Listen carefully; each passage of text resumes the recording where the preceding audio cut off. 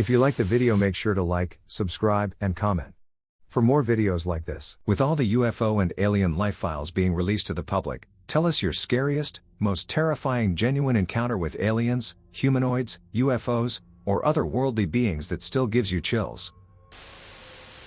Hello everyone. My friends live in the middle of nowhere in North Carolina. Lots of weird stuff happens around their property. We hear whistling coming from the woods, doors open/shut, we hear something mimic our voices, etc. Anyways, about 6 months ago, my friend, their sister, and I were all outside in their yard. It was around dusk and towards the woods, we all saw this thing. It was very tall and humanoid and was white in color. It had no face and did not seem to have any feet/legs. It was almost as if it were gliding as it moved. We saw it for about a minute and a half before it disappeared behind some trees. My friends and I have been so freaked out since this happened. We all have looked online to see if we could find someone who experienced something similar, with no luck. Has anyone seen anything like this? Is it an alien, ghost, demon, or cryptid? Thanks. 2 men encounter purple glowing holographic aliens on a hill near their home, December 21, 2003. In Chillicothe, Ross County, Ohio, the 43-year-old main witness and his nephew were walking together when suddenly they spotted a bright light near their home that was following the hill behind it. The mysterious light then proceeded to stop and hover over a field on the hill, which prompted the 2 witnesses to investigate this further, and so they both walked to the area in question with flashlights to help them navigate through the woods leading to it.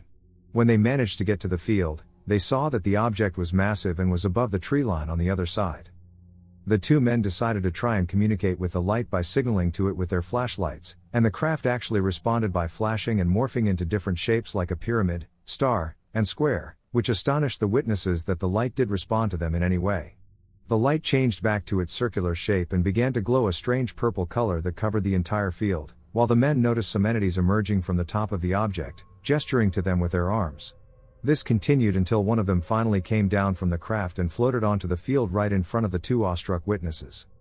The alien had a humanoid shape but appeared as a purple hologram without facial features or fingers on its hands, and it wore a long robe.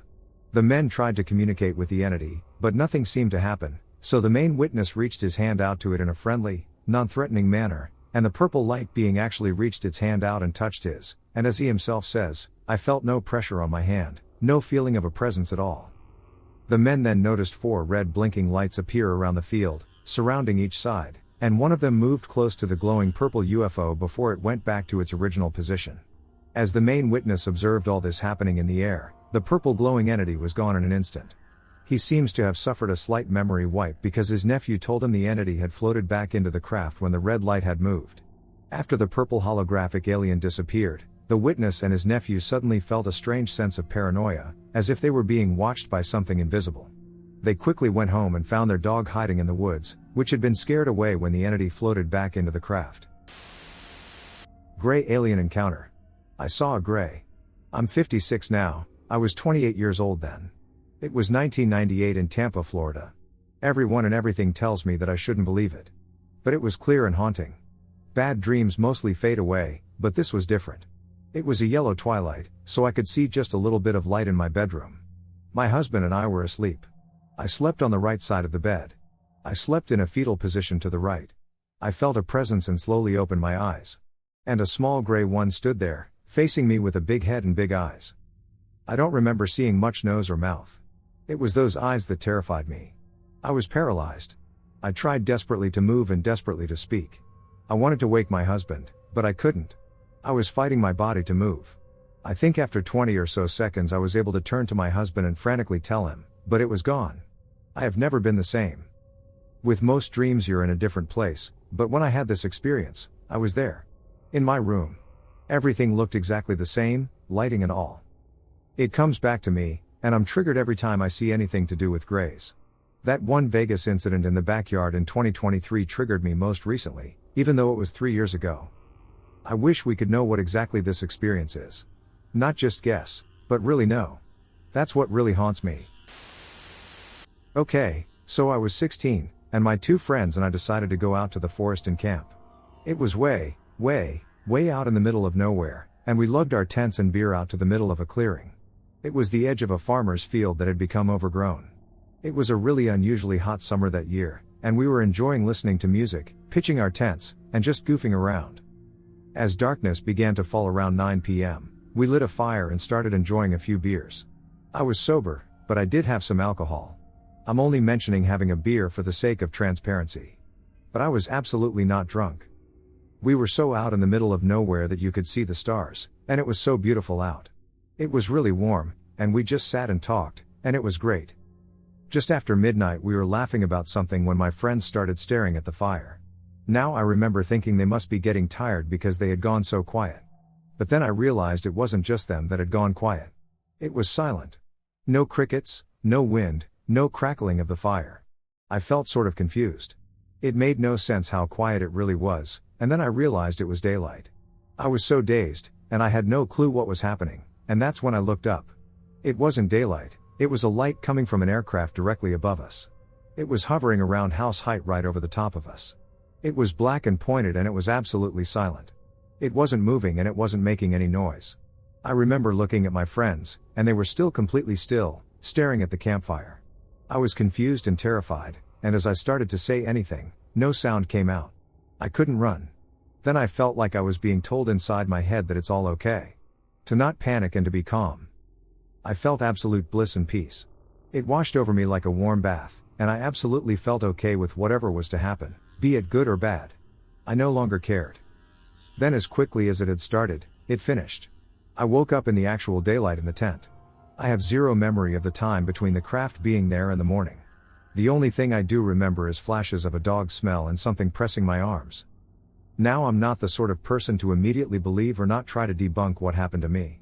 But I was absolutely not drunk or high. I was not tired, and I remember it with crystal clear certainty. I have shared this story with a few individuals, and they often respond with laughter, which exacerbates my feelings. However, I am confident in my experience, and I may never uncover the truth. The UFO in Glen Spey, New York. I'd like to preface this by saying that the area I grew up in was a hotbed for bizarre UFO activity in the 90s. This story takes place in 2004. A little over a decade ago in upstate New York, I was walking my friend's dog around midnight. There is a large flat field across the road from her house. When I looked out toward the field, I saw a disc-shaped object with a thick, rectangular midsection encompassing its entire center mass. The midsection rectangle was comprised of perfectly spaced squares. It formed a grid pattern just like the paper you would do math problems on in school. Each square lit up in our visible eye spectrum. As I watched it slowly dance across the sky, up a little bit, then to the left, then down, then straight, etc., the craft would smoothly fluctuate Roy G. Biv in a perfect linear pattern across the grid. I could see the shape clearly. It was built like a mathematically perfect pancake. I observed the object in question for 15 minutes or so. At this point another aircraft came into view. It was a plane. As the plane drew nearer, the craft began to dim. And then disappeared. According to my friend, similar crafts were purported to appear in this same field over the next few years. This one, however, was my own observation. To add something to the story, a year before my sighting, my friend insisted that she saw an alien outside of the dining room window one night. I have other stories about this property, on which I spent most of my teenage years. I'd be happy to share with you. It was not an abduction, but I saw it. I have seen exactly what some people on here have described. We were driving home near the lake we lived by when a very tall, very skinny humanoid with grayish-white skin walked out directly in front of us. It was far too skinny to be human, almost looking like a stick, with no exaggeration. It had long arms and legs and a small torso. It looked at us face to face from maybe 5 to 10 yards, so we almost had to stop it. It had the almost typical gray alien head you see in media, but its eyes were a deep fire orange and yellow mixture. It did not stop walking but turned its head and upper body toward us much differently than a human would and walked into the woods. I had a witness with me, and neither of us could say a word because of the terror we felt. We sped up, and a little further down the road, the person in the car managed to say, "I saw it also." It was terrifying, but it could possibly be explained as mutual hysteria, right? So we did not go around telling what we saw out of fear people would think we were crazy. Well, no. A few weeks later, I was in the car with more people. This time maybe 2 to 3 miles further down the road, still in very close proximity to the lake. I'm in the back seat, and the front seat passenger begins gut-wrenching screaming, "What is that?" and almost dives into the back seat. Standing on the side of the road was almost the same creature. This time, though, Its eyes were darker, almost red. 2 people in the car also saw the creature. The driver did not hesitate to leave the area as quickly as possible. I have had some very strange encounters in this general area to the point I try to avoid it. But these are the 2 times I actually saw something clear as day and can confirm it. The Blue Thing, Winnsboro, Texas, 1998 to 2001. This is my earliest memory of what I can only describe as a glitch or displacement.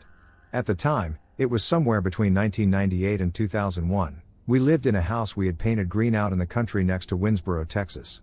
I was little. I remember I was standing on the porch, the front door was open, and I had just wandered out there and was staring at my family through the window when I saw someone standing behind me in the reflection of the glass. I turned around and saw a figure standing on the porch in front of me. It looked like a person, but it wasn't a person. It was my height, but I wasn't a kid. Its skin was a bruised blue, and it was soaking wet. I remember the sound of heavy water drops hitting the porch. And its eyes. They were solid blue. I remember looking into them, and I felt like I was drowning, like the cold was enclosing around me, like it was soaking up all the warmth around me. Then I am sitting at the dinner table mid-meal. I have no recollection of the time between the porch and dinner. There was no transition. 1 second I was on the porch in the cold, terrified, staring at this thing, and the next, I was smelling hot tuna casserole. My family was bickering and eating normally. My mom was looking at me oddly. She told me to eat my dinner because she wasn't making anything else, and then told everyone else if they didn't finish their food, they wouldn't get ice cream. My sister was staring at me. She looked terrified. We didn't speak about it until years later. When we finally did, I didn't even have to ask her if she remembered which night. She remembered it by the meal. She felt like there was something off about me that night. Like there was something wrong. She told me that she had been scared because I was acting like me, but not like me. She described my behavior as mechanical. I was answering questions and staring at the wall without any emotion or presence. She said she felt a cold, weighted pressure coming off of me that no one else seemed to notice before I panicked. My parents' addictions got worse as the years went on, so talking to them about the experience never did much good. My mom's memory from back then is hazy at best, and my dad passed last year. I am nearly 30 now, and I still believe that in the gap between the porch and the dinner table, something else was occupying me. Mimicking me. Has anyone else had something similar happen to them in the Winnsboro/Piney Woods/East Texas area and maybe want to share? I know from research I've done over the years that I'm not the only one to have had a similar experience in that area or in that time frame. From what I've read, dozens have reported this or something similar off and on since what I can find to be the earliest, 1890. Thank you for letting me share. I've seen what I believe was either an alien in disguise, a hologram beamed down by aliens, or some other sort of trickery they were using to lure me towards them so they could abduct me and my friends. Here is my story. It was 2001, I was driving my car on the Blue Ridge Parkway near Asheville, North Carolina. My 3 friends and I spent the day at a nice place called Graveyard Fields. I was driving us home, sober, by the way, late at night. We were chatting normally when all of a sudden I saw a 2 to 3 tall, all-white squirrel standing upright at the edge of the road. My headlamps illuminated it as I drove by, and it turned its head to make eye contact and follow my eyes. I instantly had the thought, that is not of this world. I turned to my friends to say, did you just see that? All 3 of them were instantly asleep, with their heads tilted to the side and resting on their shoulders. I was flabbergasted. We were just talking seconds ago, and now all are asleep. About 20 seconds later, I saw a second identical one. The same thing happened, except I knew my friends were already asleep. My mind was racing. I looked at the clock. I don't think we lost any time. Then the girl in the front seat started waking up, and I excitedly told her the story. Then we saw a third one, identical to the first 2. She was equally freaked out by it. I don't think they got us. That's the end of the story. However, a couple of years later, I flipped through the pages of a book about UFOs. I think it was Communion by Whitley Strieber. I randomly opened the book to a chapter with a drawing of an all-white deer with big black almond-shaped eyes. In the book, he interviews lots of abductees. There is a category of abductees who claim they were in the woods when they saw an all-white animal with big black almond-shaped eyes. When they walked towards it to investigate, they were abducted. This is a true story. Has anyone else ever heard of this phenomenon? The worst part of my experience was that nobody I told cared even a little, not my parents, friends, girlfriend, or our kids. The reaction felt surreal, like in the TV show Westworld when the automatons see something they're programmed not to recognize and they all just say, that doesn't look like anything to me. I'm still a little upset about it all these years later. It had a huge effect on me, and nobody cared at all. It was November, around 7:30 p.m. and almost fully dark when I was driving around a hill in an area characterized by forested hills, bluffs, and cornfields. Suddenly, I saw a bar of super bright white light with a small red light blinking in the center, just above the hill.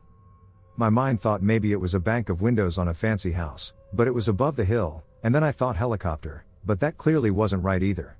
At this point my heart was starting to beat faster. The road cut through the field and led to a T intersection with a highway at the base of the hill, but as I approached the stop sign, the hill obstructed my view of the light above it. Then I turned left and went a short distance to another crossroad. I pulled over and got out to look, but above the hill, the light was gone, nothing but stars. I don't know how long I stood there, but then a few of the stars started moving, rotating around a little super dim, slow flashing dark red light. If it were an anti-collision light, you'd only see it if you were close and looking right at it. Had it not started to move, I'd have thought it had left. It was triangular with a small star-like light at each corner and the dim red flasher in the center. Although the initial bar of white light was no longer visible at this point, I assume it was located along one of the sides or the rear of the object. Size and distance are hard to tell, especially in the dark, but best as I can guess, it was somewhere between the size of a grocery store and a shopping mall. No noise at all. I tried to record it, but the screen wasn't picking up anything, so I just put it down on the hood of the Trailblazer and watched. This was like 12 years ago, and phone cameras weren't spectacular. It turned around and slowly left directly from where I'd parked. Then it was over. I had an alien encounter and have been afraid of telling my story. When I was 8 years old, 1989, we had a fort in a small wooded area that was in the middle of a big field in Pennsylvania. It was about 10:30 a.m. on a Saturday, and I went and rode my bike to go visit the fort in the woods, hoping some friends would be there. I was there by myself walking along a little path, and right as I was walking around a large tree, a big-eyed gray being, about 4 feet tall, was just staring at me, like one of the aliens you would typically see. I turned around and just ran as fast as I could. I was just forced to the ground with a swoop of pressure, but nothing was touching me. The next thing I remember is waking up in the same area with my hands and feet being completely numb. I get up and start running, and my bike is gone. I just started running through the field when a person yelled at me, screaming my name, as there was a small search party of neighbors looking for me. It was about 6:30 p.m. now. A man who found me gave me a ride home, where my parents were yelling at me because they had found my bike and there had been a small search for me. I knew nobody would believe me, so I made up a lie that I went for a hike and got lost in the woods somewhere else. I told my friends the story of what happened, and they made fun of me. Fast forward now, when I was 12, I had extremely sharp pains in my thigh. My parents took me to a doctor, and we got x-rays. The x-rays showed that I had 3 small metal lines in my thigh right up against my femur that looked about the size of sewing pins. We underwent surgery to remove the metal, and the doctor concluded that the objects were titanium rods, but he had no idea what they were from or how they ended up in my leg, especially since I have never had any surgeries. I have always firmly believed that the metal entered my leg as a result of the encounter. It's been a long time since that incident, but I know what happened. I've kept the story close to me, as if I told anyone, they would think I'm crazy. What did I see? I live on the county line in a small town close to the country, almost out in the boonies, in a small weird cul-de-sac neighborhood. A couple of years ago, I smoked cigarettes and stopped after about a year. One night I had rolled myself a joint. It was early to midsummer, if I recall, and it was a chilly night. I decided to take a brief walk to enjoy my smoke, clear my mind, and unwind after what I believed had been a long day. There are 3 neighborhoods scrunched together. Mine's a cul-de-sac. The one next to it is shaped like a J and feeds into the cul-de-sac and cuts off at the middle road that runs through all 3 neighborhoods. That road leads into town. There's another further down that, again, connects all 3 streets and leads to town. The third neighborhood borders a cornfield and connects to another neighborhood located further away. The road itself goes through some pretty open fields and hills. It's fairly rural. Around 11:10 p.m. I left my house to go on my walk. I walked to the end of my street, turned right, and then continued to the neighborhood that borders the cornfield. I started walking down that street. There are these little side streets that have about 4 houses, 2 on either side, facing each other. The street was cut off at the property line, creating a dead end. I took a seat on a retaining wall that was against the cornfield in between the houses. Sitting right at the dead end, I was about to light my joint when I heard movement in the tree to my right. Naturally curious, I looked, thinking it was a cat, a raccoon, or a squirrel jumping from tree to tree. But no, What I saw was far from normal or a natural creature. It was entirely blacked out in the night, a silhouette in the shadow of the trees. Its feet were perched against the trunk, and one of its hands was holding a branch in, ironically, a Spider-Man pose. From what I saw, it was probably about 4 feet 2 inches -8, and its body was like a human's, with arms, legs, a torso, and a near-perfect athletic physique. Its hands and feet appeared to have 4 to 5 large claws that sprouted out of the first knuckles of the hands and feet. It appeared as though its toes and fingers had been cut off and replaced with large claws. Its head was shaped like an egg and almost looked reptilian. But its eyes were large, and on the sides of its temples, almost like a gray alien, were large black lenses that stretched over either side of the face. When I saw it, my first thought was, of course, oh holy duck. Has this been stalking me for a few blocks? I then took another look and didn't feel any malice or malevolence toward me, it just seemed territorial. So in those moments, I turned back around and headed home. Does anybody know what I saw? Personally, I've seen a lot of other weird shit where I live. I believe there are a few other things in this area that are somewhat explainable. But this one escapes me entirely. Aliens or ghosts? My friend and I were walking towards a field where I witnessed something supernatural a while back and noticed a ton of flying objects. One traveled at light speed, like it was in our solar system, for a split second and vanished. Another unidentified aerial phenomenon appeared golden. It slowly rose into the dark sky. I stepped left, and it moved left. I stepped right, and it moved right. It then started approaching us at a rapid speed. We ran out of the field into the neighborhood, it brightened up the whole street, and then it suddenly vanished. I previously witnessed a supernatural occurrence in this same field a few months prior to this, as mentioned, and I'll go into that now. I was relaxing in a small, wooded area of the field with a friend, engaged in a deep conversation. The sun started to set when I noticed a small orb appear in the corner of my eye. I got suspicious, but it was only for a split second, and I was tired, so I didn't think much of it. A few minutes passed, and my mate and I got up to leave. As we were walking through the forest, an orb appeared between 2 trees, hovering, and growling noises came from inside it. We ran and looked back, and it was gone. To this day, I'm unsure of what I encountered. I don't know if anyone can help me figure out what I witnessed, but it would be appreciated. My grandparents recounted their abduction to me on separate occasions, both visibly shaken and disturbed talking about it. They divorced shortly after their encounter, but both their stories stayed remarkably the same. They had gone out to drive to a friend's house out in the Cascades for a weekend, and they had seen what they thought were headlights following them for a few miles. The lights would get closer and then back up and repeat that same behavior for nearly 20 miles before my grandpa, who is a short-tempered man, pulled his car over, ready to confront these people on their tailgating. After pulling over, they observed the lights swiftly make a sharp right turn and descend a steep embankment into the woods. Thinking that maybe these people had fallen asleep at the wheel and gotten into an accident, they made their way down the embankment to help them. This was in the late 1960s, so obviously there were no cell phones or ways to communicate with emergency crews. As they got further and further down, they noticed that there were no broken branches, trees, etc., absolutely no evidence of a car falling down the embankment, and this is where they both started feeling rushed and uncomfortable with their stories. They both claimed they heard a humming sound come up behind them, and as they turned, they immediately woke up in their car 6 to 7 hours later and about 60 miles west of their friend's cabin. Neither has any recollection of how they got so far off track, they don't remember getting back into their car, and they both feel very confused and ill. They drove themselves to the nearest hospital, and both had evidence of internal injuries that were nearly identical to one another, 2 broken ribs, tinnitus in the right ear, and uneven pupils despite having no evidence of head trauma. That's all they told me, and then they would cut off the conversation after that. It's plausible that maybe they had some sort of natural phenomena that caused their lapse in time, injuries, and general confusion, but both claim that it was something otherworldly and unexplainable. So who knows? When I was about 8 or 9 years old, I was part of the Cub Scouts. We had just been away camping for the weekend at a place called Snowball Plantation. On the way home, the adult who was in charge asked if anybody needed a toilet stop. My 2 friends and I, who were seated at the back of the minibus, chose to disembark and take a brief restroom break at the side of the road.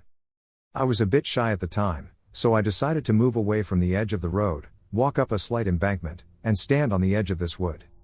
When I looked into the woods, I could see a small outbuilding made from bricks. The bricks were all broken, and the little building was half hidden with ivy. I couldn't see any other buildings, which was strange. Off to my left I noticed something had just moved, so I quickly looked over and clearly saw a bipedal figure hunched over and completely green from head to toe. This thing was very lanky, with a small head and long arms that almost touched the floor as it walked. It definitely saw me, and I definitely saw it, but it didn't seem fazed in the slightest. It just carried on walking quite stealthily through the woods. I then headed back down the embankment and climbed back onto the bus. I assumed this was some type of prank, so I decided to act like I'd not even seen anything, and I would wait for them to ask me about it. The thing is, nobody ever asked a single thing about it. Throughout my teenage years, I completely forgot about this experience, but in my mid-20s, it resurfaced in my memory as if it had occurred only yesterday. I have searched the internet for something that looks similar, and although I feel embarrassed to even say this, it actually shares a very strong resemblance to what some people call reptilians, and because of that, I don't ever retell this encounter. Chupacabra/little boy looking thing, SE Idaho, 1996-ish. Forgive my typos. I'm not feeling well today, and my head is swimming. So, I felt compelled to share this story about an event that occurred on our farm in southeast Idaho approximately 28 years ago. I believe it's better to share the story than keep it locked in my mind. I grew up on a farm where we mostly raised pigs. My dad was really good at taking care of them. We always knew if anything was going on with them as far as illnesses and things like that. We probably had fewer than 30 pigs total. One night the dogs went wild, barking like crazy, and we assumed there were some coyotes, skunks, or something out there. Typically, my dad would run out into the night with his shotgun to prevent whatever was causing the commotion from eating the chickens, but for some reason, he did not go outside that night. The next day we found one dead pig in the pen. When it comes to pigs, you have to be careful to remove the dead ones out of the pen pretty quickly before they try to eat them. If there is blood, they will go for it fast. If there is no blood, they won't really go after it right away. Anyways, we thought it was weird because they all seemed healthy and like they were doing good. The only mark we could find on the pig was one triangle-shaped mark behind its ear. We decided to keep a close eye on them. A couple nights later, the dogs went crazy again. I don't remember if my dad went out there that night or not. All I know is we had one more dead pig. The strange part was that the triangle-shaped mark behind its ear appeared again. The mark was red and resembled a hole in the pig's skin, but it was strange because it didn't immediately attract the other pigs, possibly because they had never encountered meat before. Anyways, we had this happen a third time a few nights later, and that's when my parents got serious about catching whatever it was getting in the pens. Fast forward to a few nights later again, and our dogs, one of them a very large Akita, start going crazy. This time the house is ready to roll. My mom, dad, and I, all armed with guns, burst out the door to see what was going on. The pigs were shrieking with fear, so we knew which pen to go to right away. When we got there, our Akita jumped out of the pig pen, and my dad was at the side of the pen when we saw it. A boy, about the size of a 7 to 9-year-old kid, it jumps out of the pen and takes off running. Mind you, this is at 2 to 3 a.m. in the middle of the country. I don't care what anyone says, no child would behave like this. But this thing had a tail. My dad had the shotgun aimed at the creature but didn't shoot because he thought it might be a kid. So, he takes off after it. My dad was in track as a kid, and he was very fast. This guy would do 12-mile round-trip hikes through the mountains with me, so he was in incredible shape. The thing takes off to the gravel road. My dad chases it down the gravel road all the way to the river that runs perpendicular to it. He said it was too fast to catch. It jumped into the Russian olive trees headfirst. Right at the end, before it jumped, my dad stopped one last time and drew the bead of the shotgun on it, but he was still too hesitant to shoot because he said it really did look like a kid. The only lights I could see were moonlight and starlight. We talked to the neighbors that lived just down the field from us, and the guy that lived there said he also saw it a few nights before when his dogs started barking. I will say this. The whole time I grew up out there and had friends over, etc. during every sleepover, the kids would get scared and go inside. I genuinely doubt that a child would possess the courage to venture out there at night, cross an electric fence, and enter a pen with a snarling Akita. Why would a snooping kid even go into a pig pen? As a kid, it was scary out there at night. Sure, there were coyotes and an occasional wolf, but the biggest thing to worry about was packs of stray dogs or the dogs of any homeowner and their gun-toting owners. And what kid jumps headfirst into thorny trees? The men I worked with from Mexico all said that in Mexico, this creature is called a chupacabra. But I've heard chupacabras look like dogs. I don't know what to make of it. After that night it never returned. I saw an alien in my house.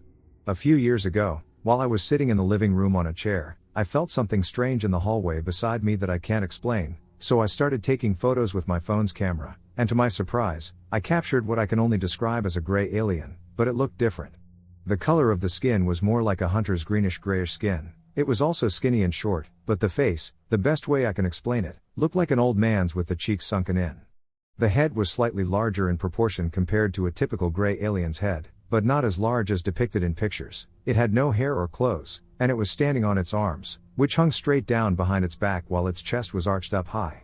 Has anyone else had any similar occurrences in their home like this? Strange encounter in Minnesota. My father was a biologist and had worked for the FDA for many years. He later was a reporter for a small-town newspaper. In his travels across the states and abroad, he had seen many amazing things. He was definitely a no-nonsense guy and dismissed anything paranormal out of hand. Until one summer night when he decided to take a quick trip from the house to the gas station about 3 miles from our home. We lived out in the sticks and had a few people who lived near, but for the most part all were spread pretty thin. So anyway, my father left for the store but returned within a couple of minutes, much too short a time to get there. He walked into the house, stood there looking at the wall, and appeared extremely puzzled and nervous. I looked over at him just standing there and asked him what was wrong and if he had even made it to the store. His response was dead silence. I queried again after a couple minutes, not breaking my gaze, in hopes of figuring out what the problem was. He then began to speak to me in a low and quiet tone. "I'm not sure," he said. I became even more confused. Not sure of what? I'm not sure what I just witnessed. Then he told me of the 2 to 3 foot bipedal humanoid that crossed the road slowly in his headlights. It wore no clothes and had no anatomical identifiers but had human-like facial features that were distinguished enough for him to identify that it was extremely angry with my father's headlight intrusion, and my dad felt a very real sense of dread from the encounter. We never really talked any more about it, but from time to time it crosses my mind, and I decided to record it here. It was the summer of 1997 in Isanti County, by a little town called Oxlip. I believe my friend and I encountered aliens. To preface this happened around 4 years ago when I was 16 in England. I used to go out and drink with my friends 2 towns over from where I lived, and one night it was just me and my homie left after everyone had gone back home. It was approximately 4 a.m., and we were both by the beach, relaxing and conversing. As I lived 2 towns over back then, I didn't want to walk back in the dark by myself, so we got the genius idea of walking another town over to the McDonald's that was open 24 hours a day, ordering food, and chilling there until it was light. The quickest and safest route was to climb over a fence and walk across the train tracks that lead almost directly to where we needed to be. We walked along the large viaduct that spanned the woods and reached a section of the tracks where trees bordered both sides. We continued walking along and chatting until we were almost back to civilization, when we both suddenly stopped walking and talking simultaneously for no apparent reason. Up in the sky, just below airplane height, was a giant, star-looking red light above us. We both just stood there in silence, looking up at it for what could have been 5 seconds or 5 minutes, for all I know, not moving a muscle. Then abruptly it just disappeared to the right so fast that it left a red streak in the sky for a few seconds after. Immediately after the sighting, we jumped up and down, shouting, "Holy duck, we just saw aliens." We then just carried out the plan and went to McDonald's, and eventually I walked back home when it was light. I'm sorry there was no crazy conclusion, but I've basically lived my life exactly the same as if this hadn't happened. We both genuinely believe, though, that we encountered aliens or, at the least, some crazy military technology. Feel free to ask any questions, and I'm also curious if anyone has any similar experiences. The story of the Azem village in Sakarya, Turkey, a place abandoned by 117 households in 1921. I've been digging into local folklore around the Sakarya region in Turkey for a while now, and I keep running into this specific story that everyone locally seems to know, but nobody can actually pinpoint on a map. It's known as the Azem village legend. Back in 1921, there was this small village, I don't even know its original name anymore. According to the story, a shepherd seeking work faced mistreatment from the villagers, leading him to leave behind a curse, the Azem spell. The accounts of what happened after are honestly disturbing. Within weeks, the crops just died out. People claimed they saw these tall, humanoid figures lurking at the edge of the woods. It wasn't just ghosts, people reported seeing things that looked physical, shifting, almost like they were glitching in and out of sight. Animals were turning up dead, and there are even stories about a child who went missing and came back days later speaking a language no one recognized, with their eyes completely gone. The tension got so bad that after a Friday prayer, All 117 families just packed up and left everything behind. They never went back. What gets me is the description of these humanoids. They are always described as these tall, shadow-like figures that don't just haunt a place, they seem to own it. In our regional folklore, we call these things jinn, but these aren't just spirits. The villagers describe them like they are flesh and bone entities, just off. Has anyone heard of similar mass abandonment cases involving humanoid entities? It feels less like a haunting and more like a territorial takeover. I'm curious if this aligns with any encounters you guys have had elsewhere. My alien encounter. My alien encounter happened when I was 16 years old. I was a weekend McDonald's opener, so I usually woke up at 3:30 a.m. for my 4 a.m. shifts. I lived with my mom and her boyfriend at the time. As is customary, I rose around 3:30 a.m., donned my work uniform and shoes, brushed my teeth, applied deodorant, and retrieved the keys to my '88 Camaro. I had not done any drugs or been intoxicated at any point in the days leading up to these next moments. I walked out my front door and realized that some of my mom's boyfriend's guests had parked behind me and kept me from backing up in the gravel driveway. I got in my Camaro, cranked it up, and decided I'd pull all the way around the house, which was situated at the top of a hill, and go around through the front yard to circle back to the driveway. I turned my lights on and began pulling around. As my lights moved from the tree line to the neighbor's mini farm field and then to their clearing, they finally illuminated the alien creature. To this day, I've never seen a depiction of an alien quite like this one. It was tall and humanoid in figure. I'd probably say it was close to 6.5 to 7 feet tall. It had pale grayish-white skin and was very muscular. It had long arms and legs and was not wearing any kind of clothing. I'm not sure if it had 5 fingers, but it definitely had some very slender, large hands. Its feet were not like humans, but I didn't see them well enough to describe them further. Its head was slender and long, which came to more of a point at the top. It had eyes that were dark and large like those of a typical gray, but it had no mouth that I could tell, but it seemed to have nose holes rather than an actual nose. I saw no ears and couldn't make out any orifice where the ears would be on a human. Once my lights shone on it, it raised its arms up toward its face and quickly turned, and it ran away toward the neighbor's mini farm fields. This thing was so damn fast I couldn't believe it. It literally would have made Usain Bolt jealous. It accelerated faster than anything I've ever seen on 2 legs. I yelled out in fear and slammed on the gas pedal as I was going toward it, but then quickly turned off to follow the path to get the hell out of the driveway. I didn't stop until I was toward the stop sign at the end of my road, where I gathered myself together. I went into work and told a few colleagues about what I had seen. One of them dismissed me as crazy, while another expressed her belief in aliens and started discussing some UFO theories I had never heard of. Prior to that point, I never believed in aliens nor had any knowledge of aspects or myths about them. Later that day when I got home from work, I went to my room and realized that my window without a screen had been opened. I asked if anyone in my house had done it or if anyone had been in my room, but everyone denied it. I didn't remember opening my window the night before, but it was a window that could also be opened by lifting up on it from the outside. Ever since that incident, I have been unwilling to sleep with a window open or in proximity to one that cannot be securely locked. I wanted to share my story because I'm hoping someone out there will feel more comfortable sharing their experience. I believe that many UFO and alien encounters are related to drug use, and based on my education, I understand how easily drugs can alter one's perception of reality. I've tried convincing myself that what I saw was some kind of hallucination, but I know that it wasn't, nor can I come up with a reasonable explanation for why I would hallucinate under the circumstances. Anyway, hope this helps someone. When my mother was a little girl, about 1930, she went to the outhouse in the backyard. When she stepped out, the backyard was lit up, which was mind-blowing to her because they didn't have electricity. She looked up, and there, right over her head was a large, circular object hovering silently about 20 feet up in the air. She said it was about 30 or 40 feet across, and it had colored lights running around the rim. She screamed and ran into the house. When my grandfather and grandmother came outside, there was nothing there. During the UFO wave in the 1960s, my mother would pester my stepfather to drive us out of the country and park in the evening because she wanted to see another one to validate what had happened to her when she was a little girl. In 1972, I was walking along the edge of a vineyard at 4 o'clock in the afternoon when something caught my eye. I turned my head to the left, and I saw 3 flying discs. They were round with sides that sloped up at about a 60-degree angle, and they appeared to be flat on top. They looked like they were made of brushed stainless steel. They were completely silent and floated along at about 30 miles per hour.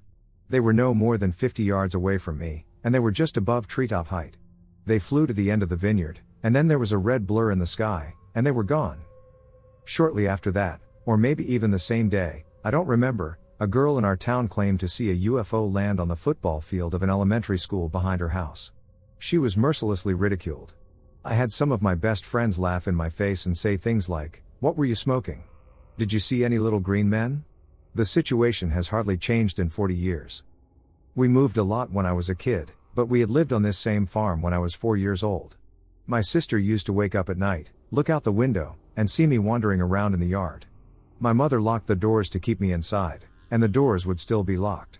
I had nightmares about being kidnapped by what I believed were human-sized dinosaurs. I believe I was abducted. I'm almost embarrassed to say how many UFOs I have seen. It seems unbelievable, but I've seen many. They pop up in my life at regular intervals. Weird sighting? I'm staying with some family in a very rural area. The closest stores are super far away. Hours. We got here late Friday and are leaving late Monday.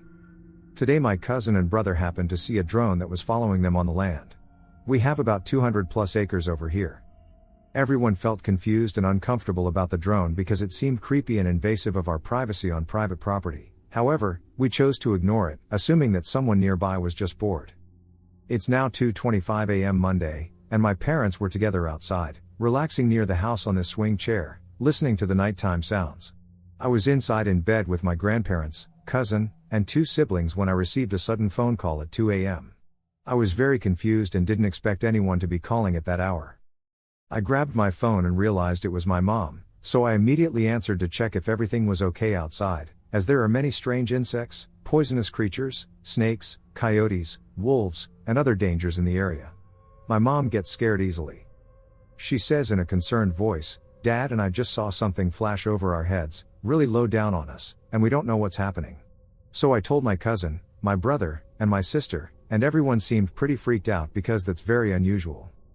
We all run out to the trees by our house and get to my parents, who are staring up at the sky and are a bit far away, panicking. As everyone was outside staring around at the sky, we managed to point out multiple drones or something strange in the sky, flashing and getting farther away and closer. We saw one drone, then another, and eventually we observed up to 5 drones, some of which were disappearing. We briefly considered that they might be stars, but we questioned why my parents would have something shining on them and whether they heard any whirring sounds. We drove a donkey, I don't know what it's called. It's a small vehicle like a golf cart, but it's not. But we drove it into the field it was closest to, and we shone a spotlight on it right above the trees. It started coming towards us, and then I saw something weird by it that suddenly went fast towards it, and then it stopped and fell in the woods. So we started driving away and went back home, but then my dad drove over there with my cousin and siblings and my mom, and then my grandma came out onto the porch of the house and was waiting for them to come back while they looked for drones in the sky themselves. I went inside because I was getting bitten by bugs, which I really disliked. I started hearing weird noises outside the house, and I heard a yell. The dog began howling and barking loudly. Then I heard my mom tell my grandma, I just heard my sister scream, and that there was something wrong with the cows my grandparents own. After a bit, my family all came back, and they are still outside, but my sister came in to explain what was going on with tears in her eyes and fear on her face. She said they went outside, and everything seemed fine at first, but then the cows started acting strangely, and she heard a loud woman scream as the UFO approached, flashing green and red lights. So they drove fast back to us. Everyone's confused and freaked the hell out. What's happening? Why are these things watching us? Why are there so many? What are they and why? And isn't this illegal? Is it something bad? Comment with your opinions because I'm freaked out. Thoughts on my childhood encounter. This is a real event that I experienced, and I've told this story many times. I'm curious what you all think. I'm one of those oddballs who can remember when I was less than a year old. One evening late in '77, my parents laid me down in my crib, which was in their bedroom that had a short but wide window on the wall I was facing. I could hear my parents and some neighbors talking at the dinner table, so I felt safe and was just looking around the room as I did. Then, I felt like I was being watched, and my attention snapped toward that window. It looked at first as though a creature's face were looking through the window. Its face, long from forehead to chin, had a flat, almost non-existent nose with seal-like slits for nostrils. Its eyes were more human-like as opposed to the blacked-out gray alien eyes. And it had what looked like hair on the side of its head and face. Like I said, when I noticed it at first, I thought it was outside looking in through the window. But the body became visible, and I realized it was between my crib and the wall. It was wearing mostly white and silver over most of its body, but it was definitely humanoid. Its appearance was not menacing in any way, but I was scared nonetheless. I remember screaming as loud as I could. All my energy went into that yell, and my limbs were just taut and shaking. Almost immediately, the creature disappeared, followed by my parents running into the room to check on me. I remember my father asking my mother what was wrong. She was just as baffled as he was at why I was crying and screaming so hard. She scooped me up, and I slowly began to feel that fear fade away. As I grew and could read, I was drawn to stories about apparitions, UFOs, and aliens. I grew to become less afraid of the ideas of aliens and more curious about them. If allowed the freedom to choose my path at that age, I'd have become a professional ufologist for sure. Jumping forward in time, after almost a decade of the internet being a thing, I remember recounting this story for friends. They asked me if I had seen any depictions of the kind of alien I believe I saw. I looked online for quite a while and found one rendering of a race called Ergrin that looked exactly like it, only without hair. In some ways, I wish I had met this creature with curiosity rather than fear. What/who did I witness? I was about 16 years old and driving down PCH with absolutely no worries or thoughts in my mind. I was so content and happy, thinking only about the music blasting in my car and the beautiful rock cliff wall with the beach below as my view. There was this stretch of road that ran almost the whole way from one end of the town to the other, and other than Main Street, there was this random red light way down past the houses and about 2 miles away from Main. It's absolutely beautiful and never creepy, even at night. And this wasn't at night. This was mid-afternoon, and I was stopped at that light. Something told me to look up in my rearview mirror. The driver in the car behind me looked right at me when I glanced into the mirror, as if he knew I was watching. There wasn't anything necessarily weird or creepy about him. He just had short, spiky blonde hair and was in his mid-20s or 30s, and he had almost like a 1990s style about him, complete with these ugly, thick, black-rimmed sunglasses, but somehow I knew he was looking right at me. You know that feeling when you're walking down the hall at night after watching a scary movie? That never-ending dread and doom that you feel lurks behind every doorway and corner. Well, that was how I felt when I looked at him. It felt like I was swimming in the water, and he was a shark. Even though he didn't look evil, he just radiated it. I was already freaking out for no reason when he did something that to this day honestly doesn't make sense, but I can see it playing over and over in my head. It's like he growled or roared at me. I saw his mouth twist into a look of pure evil and anger, revealing his teeth. And all of it was very vampire-like. But I didn't see crazy teeth or anything unhuman-like. He honestly was truly insane and thought he was a monster, or I don't know. The other account seems to be more truthful, but as I mentioned, he didn't appear to be crazy. It was the middle of the day, and he didn't look like a druggie or drunkard. Additionally, the intense feeling of terror and dread that I experienced occurred before he growled or did anything else. I never peeled out, but the moment he did that, I ignored the red light and just got the hell out of there. You guys can call me silly, but occasionally there are some feelings you just can't ignore. Possible alien sighting. These two events happened in a span of 3 days.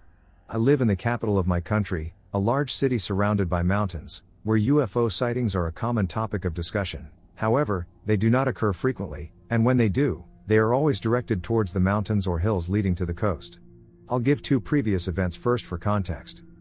In the last 2 months, the activity has increased. Around half of October, we spotted a bright red light floating in the night sky around 2 a.m. The spot where it was located was exactly in the air above the mountains. It stayed like that for like 10 minutes, hovering, static without movement, to then just suddenly disappear. Another one happened about a month ago. By the end of November, there was this orange light flying at high speed in the sky around 9:30 p.m. I could see it for about 2 seconds before it vanished. Most of the sightings are things like that, but what happened recently is a whole different story. You see, these things typically appear in the distance, miles away from the city, but this time it occurred right above my head. This happened on the 16th, 4 days ago. I was walking to get some bread and something to eat around 8:40 p.m. I often gaze at the night sky due to my fondness for the stars, and upon looking up, my immediate reaction was, "What is that?" There was this tiny orb flying above me, heading south towards the houses. My first thought was that it might be a drone, but then a second orb appeared from the first one. They flew kind of slow and then just vanished into thin air.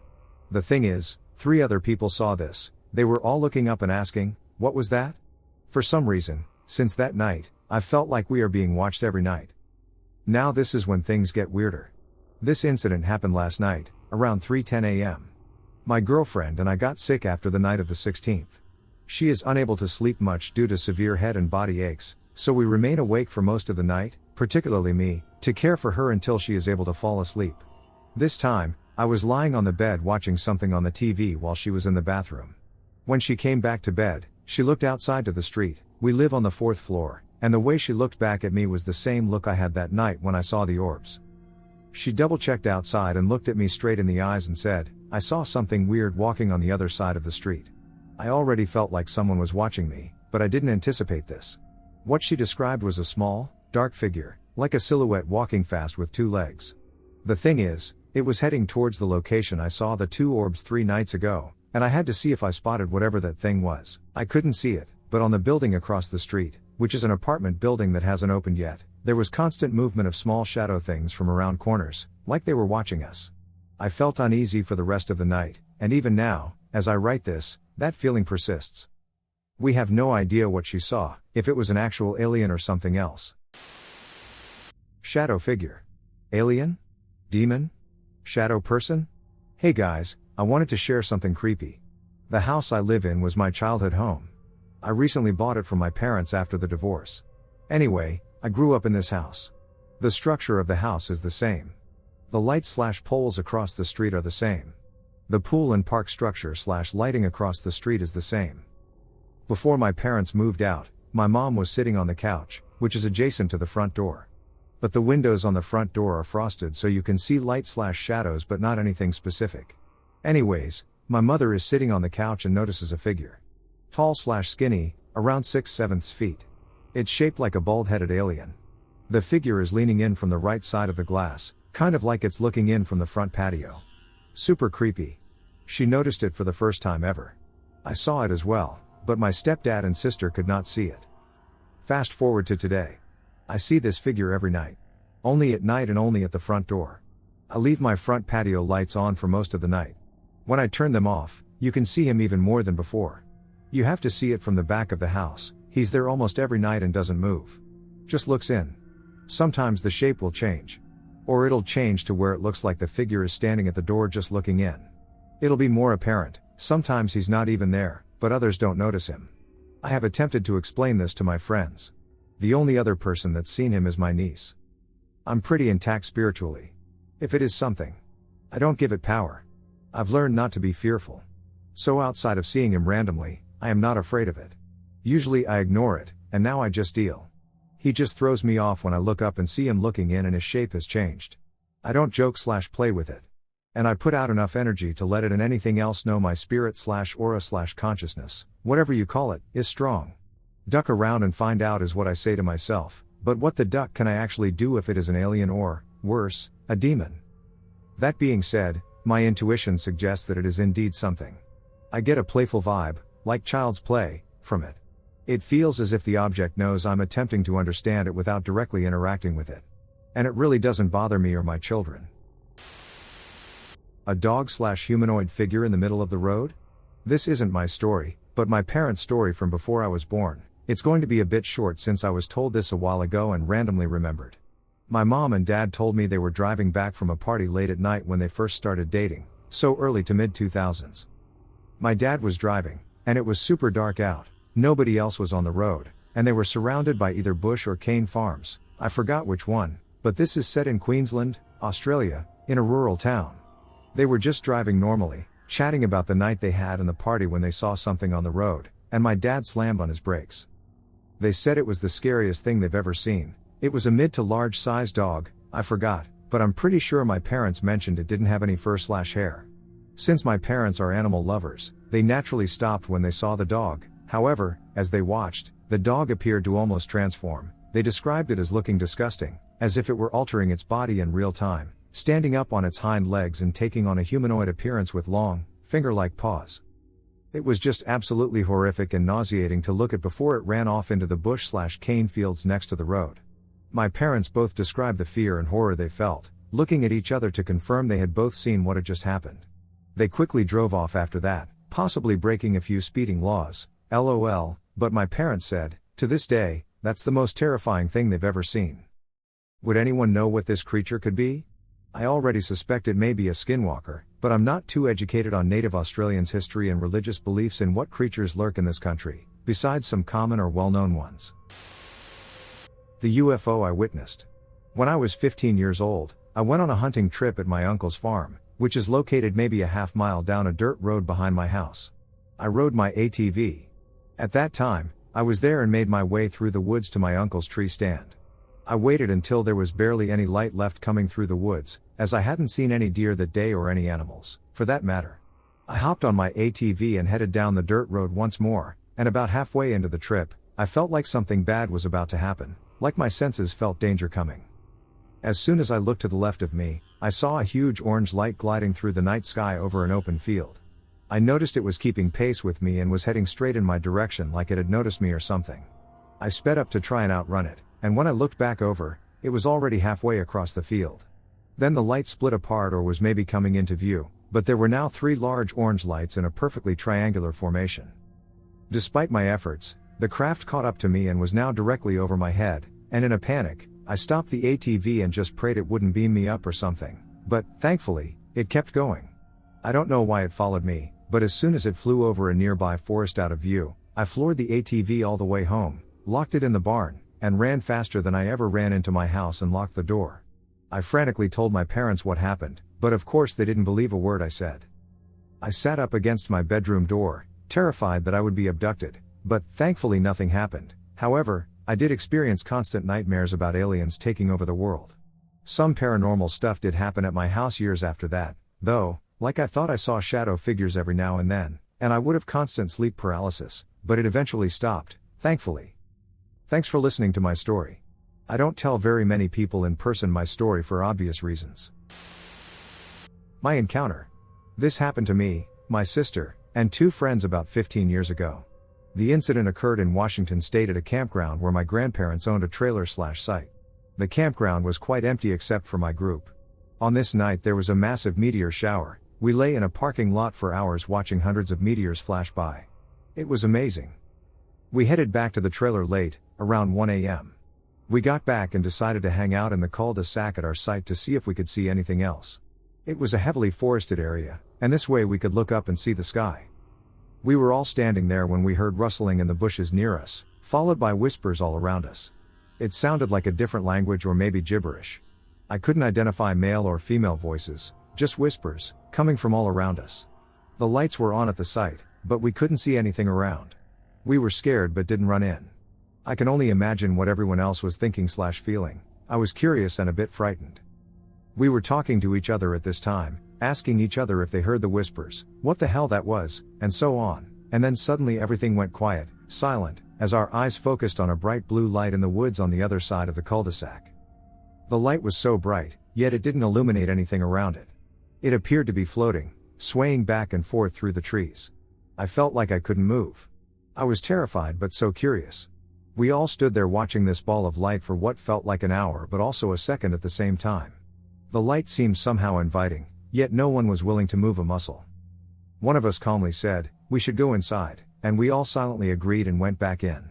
We didn't talk about it the next day. Or for a very long time after that. In fact, I seem to have forgotten about it altogether. I don't remember how I remembered the incident, but I did years later. I asked my sister if she remembered it, and she did, the same way I did. She actually didn't remember herself until I started with, "Hey, remember that night at the trailer when?" I could see from her expression that she was experiencing a moment of complete recall at that moment. Unfortunately, we lost contact with the 2 other people in the group at the time, so I was unable to ask them about it. My sister and I reminisce from time to time. The first dozen or so times that I thought about it, I would get absolutely freaked out and experience goosebumps and shivers and feel like I was remembering it for the first time again. It still kind of weirds me out. Anyways, if you made it this far, thanks for listening. Would love to hear about any similar experiences. I may have encountered something non-human in rural France that resembled a living torso. I went skiing for the first time last year during the Easter holiday. I went skiing with my family and my friend's family. We stayed at a hotel in Lake Contamins-Montjoie, a small mountain town located in the southeast of France, on the slopes of Mont Blanc. On the second day, I went skiing again, marking only my second time on the slopes. This experience gave me a great sense of accomplishment and significantly lifted my spirits. My friend and I hadn't seen each other in months, so we decided to explore the town late at night. We wanted to enjoy the cool night air and the calmness of the mountains. We went to get some snacks and drinks from the only store that was open so late, which was on the other side of town. We got some refreshments and walked around the entire town until time slowly crept to midnight. By that point, we'd walked into a much more rural part of the town, where there were no hotels or shops anymore, just a few isolated houses spaced far apart by the road and long stretches of nothing in between, with only the streetlights in intervals lighting up the road and its near surroundings. We somehow found a bench beside the road in between two slopes, with the slope above the bench having a very gentle incline, while the slope after you crossed the road next to the bench was much steeper. My friend and I sat down to take a rest from walking and just talk. After about 15 minutes, both my friend and I heard a strange noise that sounded like someone was distantly rhythmically compressing snow, or maybe dragging a bag, then lifting it, and then dropping it into the snow over and over again. It came from behind us, as we were facing the road, meaning that whatever it was, it originated from the total darkness of the gentle slope above us. At first, we weren't alarmed or worried, we just assumed it was some animal or perhaps snow falling from a nearby tree or fence. However, as the sound persisted and grew louder, we began to look back frantically, trying to identify the source of the noise.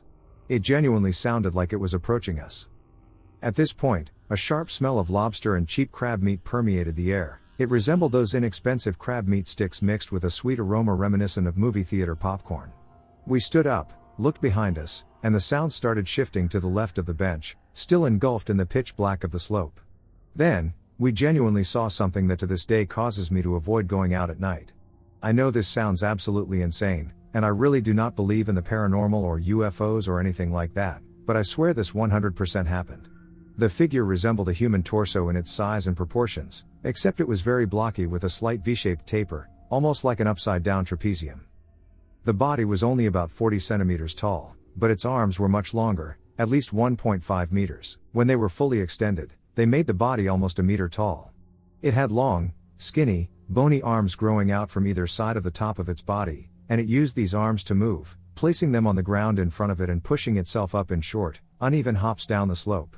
Its skin looked similar to human skin, but it was covered in boils and welts, and it had a strong, unpleasant smell, like cheap crab meat. I don't know why, but I thought at first that it was just a plastic bag in the wind, but when my friend started baking away and looking absolutely terrified, I clocked that this was something absolutely vile. I think the creature must have heard my friend trudge the ground with his boots, as it turned towards us, revealing a blank face with no features, no eyes, no ears, and no nose except a slit in the middle of its body, through which it hissed/shrieked a very high-pitched shriek, similar to a kettle, at us and started rapidly running over the road and down the following slope using its arms. At this point my friend and I were both in shock, as we had just seen something that was definitely, 100% unmistakably a regular animal, so I grabbed my phone and started going towards the slope where it ran, when a homeowner must have heard the shriek of the creature and run outside his home, yelling at us two to duck off and not touch it, as my friend, who learns French in school, could make out putain and touche pas à ça. I believe the homeowner thought we were attacking or abusing an animal, so we complied and immediately went home, avoiding areas where the streetlight did not reach. I haven't shared this story with anyone except a few of my friends, who responded with the typical comments like, "It was just an animal. Stop lying, and were you drunk?" I sincerely hope that at least someone has encountered something similar and can help me understand what the creature was. My dad and aunt saw something as kids, and my aunt said it was God. I grew up in a very religious family. My grandfather on my dad's side was a pastor, so nobody in my family believes in aliens, ghosts, or anything paranormal. That said, my dad and my aunt have a story that no one has ever been able to explain. According to my dad, in 1978, when he was about 6 years old and my aunt was 3, they were alone in the living room one afternoon while my grandmother was in the backyard washing clothes. Suddenly my aunt saw something through the window and screamed. My dad looked and saw something that looked like a man in the garden. My dad was lying on the couch and realized he couldn't move. My aunt was also terrified and unable to move. My dad describes the feeling as if he were floating. The thing started getting closer by jumping. It jumped over the wall, then over the gate, and then over the low wall of the porch, ending up right in front of the house. Both of them felt like the man was speaking directly inside their heads, but neither of them remembers what was said. When it reached the window, it jumped high onto the roof. Only then were they able to move again. They ran outside and saw the man standing on the roof, looking at them and still speaking something they don't remember. Then it seemed to slide backward and suddenly disappeared. The whole thing lasted maybe 2 or 3 minutes. After it vanished, my aunt started crying and had even wet herself from fear. My dad ran to get my grandmother, but she said she hadn't seen anything. When my grandmother asked my aunt what had happened, my aunt said she had seen God. According to my dad, it was a humanoid being, short and thin, with a head that was too big for its body. It had very large eyes, about the size of saucers, with pupils and no eyelids. It had holes where the nose should be and a mouth with no lips. It was wearing a tight suit that went all the way up to its neck, kind of like a diving suit, metallic and purple, and its skin tone was almost the same as the suit. My dad is colorblind, so he isn't sure about the color, but he is 100% certain it was not green or gray. During the entire experience there was a constant sound that both my dad and my aunt describe as a deep buzzing, like cicadas. When the being spoke, they felt a copper taste in their mouths. After that day, my dad says there were other moments in his life when he felt like he was floating again, but without seeing the being. Of course my grandfather said they were just imagining things, and the family brushed it off. But something clearly happened that day, and it has never been explained. Interestingly, around that same time, there was an official investigation happening here in Brazil into UFO sightings, known as Operação Prato. Does anyone have any idea what this could have been? Tall jumping humanoids in East Tennessee, US? So I live in the very top corner of Northeast Tennessee, and at my college there is this large field behind most of the buildings where some abnormally tall, thin, jumping humanoids were seen. Once the jumping humanoids heard my friends, they stopped and looked over at them, and their eyes reflected the light coming from far away on campus. My friends noted that the creature's eyes were not human. My friends ran away as soon as they looked over. There has been little explanation behind what it could be. We initially thought it was students messing around, but they were too tall, and the limbs were disproportionate. Are there any other sightings or insights that anyone could give us? Pink/purple humanoids. I have 2 stories, a personal one and then a friend's story. I was about 16, with a friend, walking through my tiny hometown in British Columbia, Canada, after dark. We had smoked a ton of marijuana, and therefore, at the time, I brushed it off as that, but later I decided it could have actually been something. Similar experiences or knowledge is welcome. So on our walk, I see in someone's fenced-in yard this bright, pastel pink, blurry humanoid standing there. You know when you close your eyes and can see color? Phosphenes, I believe. Well, it looked exactly like that. I figured there was a pink object there, and between the darkness and being extremely stoned, that had to be it. But it started moving in a weird, jumpy way, ducking down behind the fence, reaching over, pulling itself up, sticking its leg over, and slowly creeping back. It's just the weed. My phosphenes do get worse while stoned. But my friend was looking in the same direction. I asked if she also saw the pink thing. And she was like, yes. That's ducking creepy, let's go. She could have been messing with me but didn't seem like it. Story 2. At age 23, I met a friend's friend. We were chatting and got on the topics of the universe and aliens. I casually mentioned the story. As soon as I said bright pink humanoid, he sat up shocked, wide-eyed. Apparently, he and his friend, late 20s/early 30s, were in their doorless Jeep after dark off-roading in the mountains. In front of them a very tall, bright, purple humanoid was standing in the middle of the path. Apparently it was glowing. They were absolutely terrified and ripped the Jeep around back home as quickly as they could, and he stated that was the only time in his entire adult life he ever slept in the same bed as another man. Anyways, would love to know if others have had similar sightings. Visited by a large gray? So a couple nights before all this drone and orb stuff started happening, I had an extremely vivid dream. In the dream I had woken up in my bed and felt a presence in the room, and I felt scared. As my eyes adjusted to the darkness, I saw a huge, around 7-ish feet, gray alien standing over my bed. My 4-year-old daughter frequently sleeps in my bed with me, and it was standing on her side of the bed. I immediately panicked and tried to pull my daughter towards me while screaming at the alien to get out. Leave us alone. But I remember feeling extremely dizzy and uncoordinated. As I continued to yell at it, it suddenly disappeared. However, I then realized that it hadn't actually left, it had turned invisible, as I could still see its outline, confirming that it was still there. I kept pleading for it to leave, and then I woke up still screaming. My daughter had woken up at some point, probably from my screaming, and she asked me what was wrong. I held her close and told her I just had a bad dream. I have been so scared every night since, and I can't sleep in complete darkness anymore like I usually do. Has anyone ever had a similar experience? Thanks for listening. A potential abduction. I would like to hear what others think. Hello all.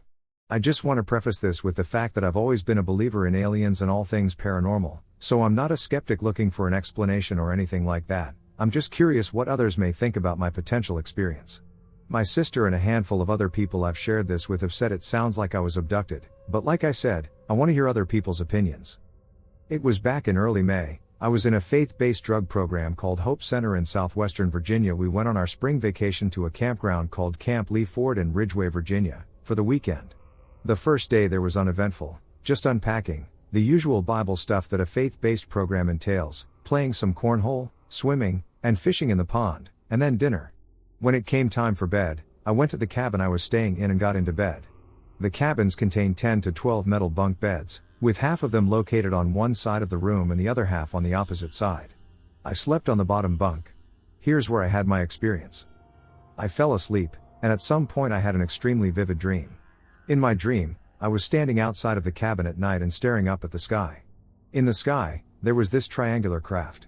It was just above the tree line. I could have thrown a rock and hit it. I don't remember seeing any lights. It was just a solid, dark gray color. I can't describe the sound it was putting off. It was just some kind of weird, otherworldly like humming or ringing.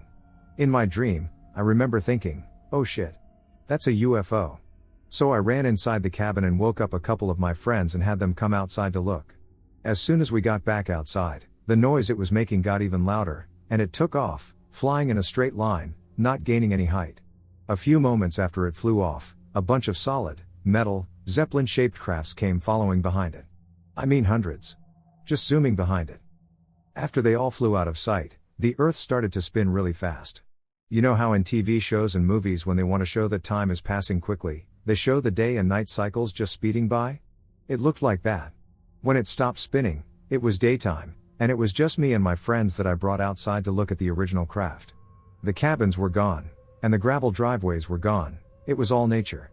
The pond was there, but it was bigger.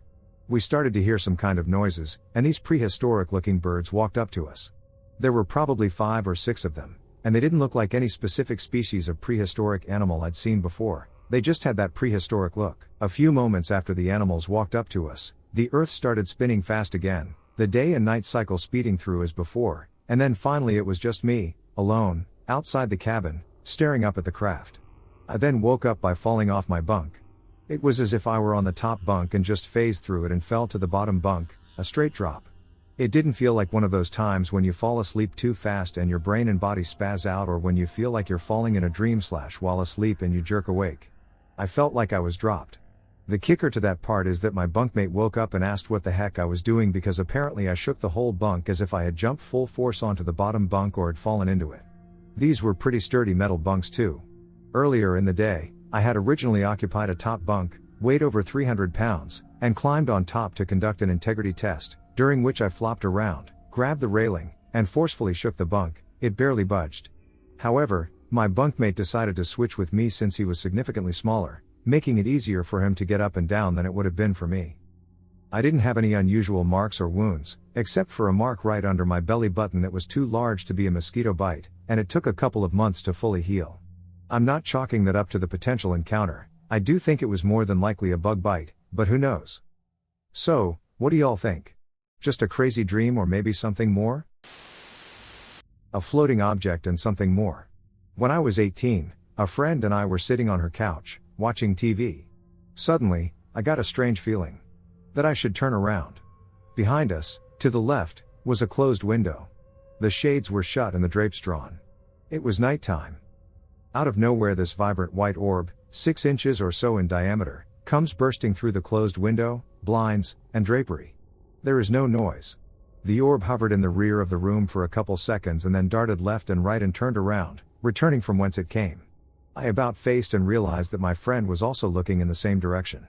We said nothing for a couple moments, but then I asked, "Did you see that?" "Yes." We returned to watching television. I don't believe this was a ghost. I believe it was some part of a UFO. Some intelligent devices are used to search and evaluate locations and entities. I have had multiple sightings. Multiple, high-quality sightings on this property. The most important one was a large, detailed, circular UFO. This vehicle was hovering in the field next door, about 100 feet up in the sky. It had square cutouts lit up on the side of the craft with a beautiful repeating rainbow pattern. It sparkled. I watched this craft slowly move around the sky for 20 minutes. Lazily switching positions. I felt that it knew I was watching. At the end of my sightings, a plane appeared on the horizon. As the plane neared the UFO, the unidentified craft appeared to fade from existence, doing what I now presume to be a cloaking procedure. All of this took place in upstate New York, right outside the UFO capital of the state, Deer Park. I firmly believe in my eyes and mind. These things can be real. Truly unidentified. Absolutely alien. I saw something I shouldn't have seen. In 2015, I was experiencing a difficult period in my life, and I would often visit the bleachers at the local college in my city to gaze at the stars, which provided me with comfort. I was focused on this specific star, and after about 5 minutes it started quaking just slightly, like when you see the road in a heat haze. Then it dropped hundreds of thousands of feet in a mere second and stopped, like it had never moved in the first place. Then, while still shaking, it moved to the right in the same manner and stopped again abruptly, without any deceleration. It simply halted. It made a perfect right angle. Then, it disappeared like it had never existed at all. I have often believed that many individuals who claim to have witnessed UFOs were not being truthful, and I am certain that some of them are not. However, having experienced it firsthand, I now understand that it is indeed real. I thought what I saw was unique as well, but a couple of years later I saw on a sidebar website stories regarding this exact type of sighting. Moreover, today I found out about Commander David Fravor's 2004 sighting, where he saw a flying object drop from hundreds of thousands of feet to 60 feet above water, straight down, without deceleration, and start boiling the ocean.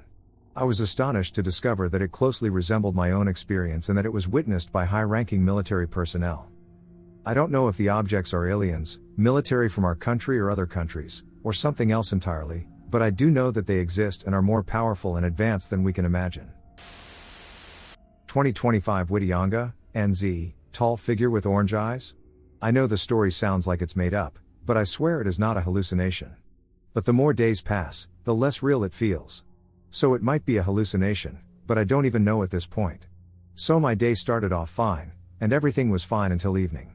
I had dinner quite late. It was leftover pasta my mom made earlier. My mother prepares meals in large quantities, despite the fact that there are only 3 of us at home on most evenings. My father was working late due to his shift schedule, which means he is sometimes home and sometimes not. My younger sister was already asleep when this happened. I think she had school the next day, so she went to bed early. I recall this because I needed to keep the hallway light off to avoid waking her when I passed by her room. After dinner I just watched stuff on my phone for a while. When I got bored of that and went to get a snack, it was nearly 11 o'clock. The house was so quiet that the fridge even sounded really loud. Anyway, I have a cat, right? He mostly sleeps inside or just wanders around the house at night. He's not mean, but he hisses if something scares him. So I was in my room when I heard him hissing outside near the back door and making this weird low yowling noise like he does when another cat is in our yard. Anyway, I got up and went out the back to see what his problem was. I had bare feet, so my feet got frozen as soon as I stood on the cold grass. I saw my cat near the edge of the yard by the fence with his tail puffed out, making loud hisses and backing up slowly. That was when I saw the black shape against the fence on the other side of the yard. It was dark, so at first I genuinely thought it was just a tree trunk I had magically not seen before or maybe a rubbish bag someone had left up against the fence. But it was too big to be a rubbish bag. Then it moved, like it adjusted its weight or posture. When it moved, I noticed it was very tall. It was much taller than the fence. It was some kind of person, but the shoulders were wide, way too wide compared to the rest of it. They didn't match the proportions of a human body at all. It had a head, but I think the head was tiny. The arms hung down too far, and the fingers were completely stretched out, not curled in a normal way. Next I saw its eyes open. They were bright orange and glowing, not glowing like a reflection or light bouncing off something but actually glowing. They had no pupils, they were just 2 bright circles pointed right at me. My cat saw the eyes open too, because I remember he bolted under the house's deck area and disappeared. I remember thinking I should probably go back inside right then, but I didn't for some reason. I froze. Then the thing shut its eyes again, not like blinking, they just disappeared like someone turned them off completely. And the second that happened, I couldn't see it anymore, not even its outline, it just stopped being visible. The space where it was looked normal again, like nothing had been there. I stepped back toward the house a bit, trying to see it again, and I remember thinking maybe I had imagined the whole thing because it was so dark, and I was quite tired at that point. Then I noticed something near the fence line again. The fence there didn't look right. It looked blacker, like it had been covered with ink. Then the blacker patch moved. It didn't walk or step, it just slid through the shadows along the fence and onto the grass. When it opened its eyes again, they were further to the left of where I expected. I went back into the house at that point, and I closed the door very quietly. I remember that clearly. I closed it slowly and locked it. My hands were shaking a bit at that point. When I got inside, I just stood in the kitchen for a while. The leftover pasta was still on the stove in the pot because I hadn't cleaned it yet. It looked very normal. I decided not to look out of the window because I wanted to pretend that nothing had happened. If I did look out and saw it there, everything would feel 10 times more real. Eventually I looked out the back window anyway, and sure enough, the thing was still outside. The creature began to disappear and reappear again. Sometimes I'd catch the orange eyes briefly, and then they'd vanish the second I looked right at them. After a minute of this, it started showing up closer to the windows of the house. First it was the kitchen window. I caught it looking in, and when I turned to look right at it, the eyes appeared for a second and then shut instantly and disappeared. Then it was the side window near the living room. I checked on my sister once just to make sure she was still alive. She was asleep. I didn't wake her up. I was pretty sure she was safe as long as the thing didn't get in the house. My dad still wasn't home by then, and he did not answer his phone when I tried to call him. The cat was still gone, somewhere under the house or outside. The thing outside didn't try to come in through the door or anything like that. It just kept looking in the windows, jumping from one side of the house to the other. At one point I saw it near the hallway mirror, not inside the house but in the reflection. You could only see the eyes, and they looked a bit like they were in front of the mirror. I blinked, and it was gone. A strange thing is how it never actually touched the windows at all, it only stared in. Eventually it stopped showing up at the windows as much and went back to the edge of the yard. I could still see the shadow distortion moving sometimes, like it was waiting for me to come out. The last time I saw the thing clearly was near the fence at the end of the driveway. The eyes appeared for a second and then shut. Thereafter, I couldn't see it anywhere. I stayed awake for a long time after that, just checking the windows and listening, because there was no way something like that would just leave. I was convinced it had just made itself fully invisible and was waiting for me to open the door. But eventually my dad came home, and everything was normal again, and that was good, but also terrible because nobody believed me when I told them what had happened. I was pissed at myself for not thinking to take any photos of it. That's everything that happened. If you believe it, then good. If you don't believe it, I don't care because I know what I saw. Bizarre female alien in a portal. Location, Rostov-on-Don, Russia. Date, autumn 1987. Time, late evening. A 37-year-old woman named Galina Zamovets was in her house standing near her 3-year-old son's cot. She walked over to the crib to adjust the blanket when suddenly a large, brightly lit, oval-shaped light appeared about half a meter from her, hovering in mid-air. A strange female entity then appeared in the oval. Galina could not remember what the entity looked like because of her fear. She could only remember that the entity had large slanted eyes. The alien woman stretched her hand out of the oval-shaped light and grabbed Galina's son. At this point Galina screamed hysterically and grabbed her child out of the strange alien woman's hands and screamed at her. "Why are you here? I will not give you my son." The alien woman and the oval-shaped portal then disappeared. Strange encounter. I hesitated for a long time before sharing this because it did not happen to me but to my younger brother. Let me start with a little background. I live in North America, and the rest of my family still lives back home in Europe. Our relationship is not bad but not especially close either. We have been through a lot. 3 years ago our father took his life in our family home. My brother was the one who found him. I am not sure if this is connected to what happened to him later, but maybe it is not a coincidence. Yesterday during a conversation he finally told me a story he had kept to himself for over a year. About a year ago in broad daylight he went out to the terrace. The sky was slightly cloudy but bright. As he looked up, he noticed something in the distance. An outline of a being was about a half-mile away, high up in the sky. He said it looked like a 3-meter-tall humanoid creature with the head of a hawk or an eagle and a body covered with dark brown fur. It had huge wings folded back behind it. It seemed to float without moving, and for a few seconds, it looked directly into his eyes. They stared at each other for around 15 seconds. Then suddenly the being vanished. It moved faster than the eye could follow. He said its arms were muscular and human-like, but the head clearly belonged to a bird of prey. It did not flap its wings to stay in the air. The movements were unnatural, almost too smooth and too fast to be human. My brother told the story with complete sincerity, and I believe he really saw something. It happened in full daylight, and he described every detail clearly. He told our mother, but she did not react much, and the topic was dropped. He has no close friends, so he kept it to himself until now. I did some research to understand what it could have been, and the closest matches I found were figures like Horus, Nisroch, or perhaps an Anunnaki-type being. I do not know what it means that it showed itself to him and not to anyone else. But it makes me wonder what else might exist out there hidden from the world we think we know. One of the strangest and most terrifying UFO experiences of my life. I just want to share one of the craziest experiences of my life. Sadly, I didn't record it because I was petrified. I couldn't move. If it weren't for my friend, actually, I don't know what would have happened to us. So this takes place in Shepherd, Michigan. I was visiting a friend, and this is the country. Like the middle of nowhere. Small town, dirt roads, and cornfields. We were bored, obviously, and it was late, the sun was setting. So we decided to walk downtown, a small strip of restaurants with the only paved road. It took us about an hour to actually get there. I want to point out I didn't see anything in the sky yet. We are currently at a park located on the edge of downtown.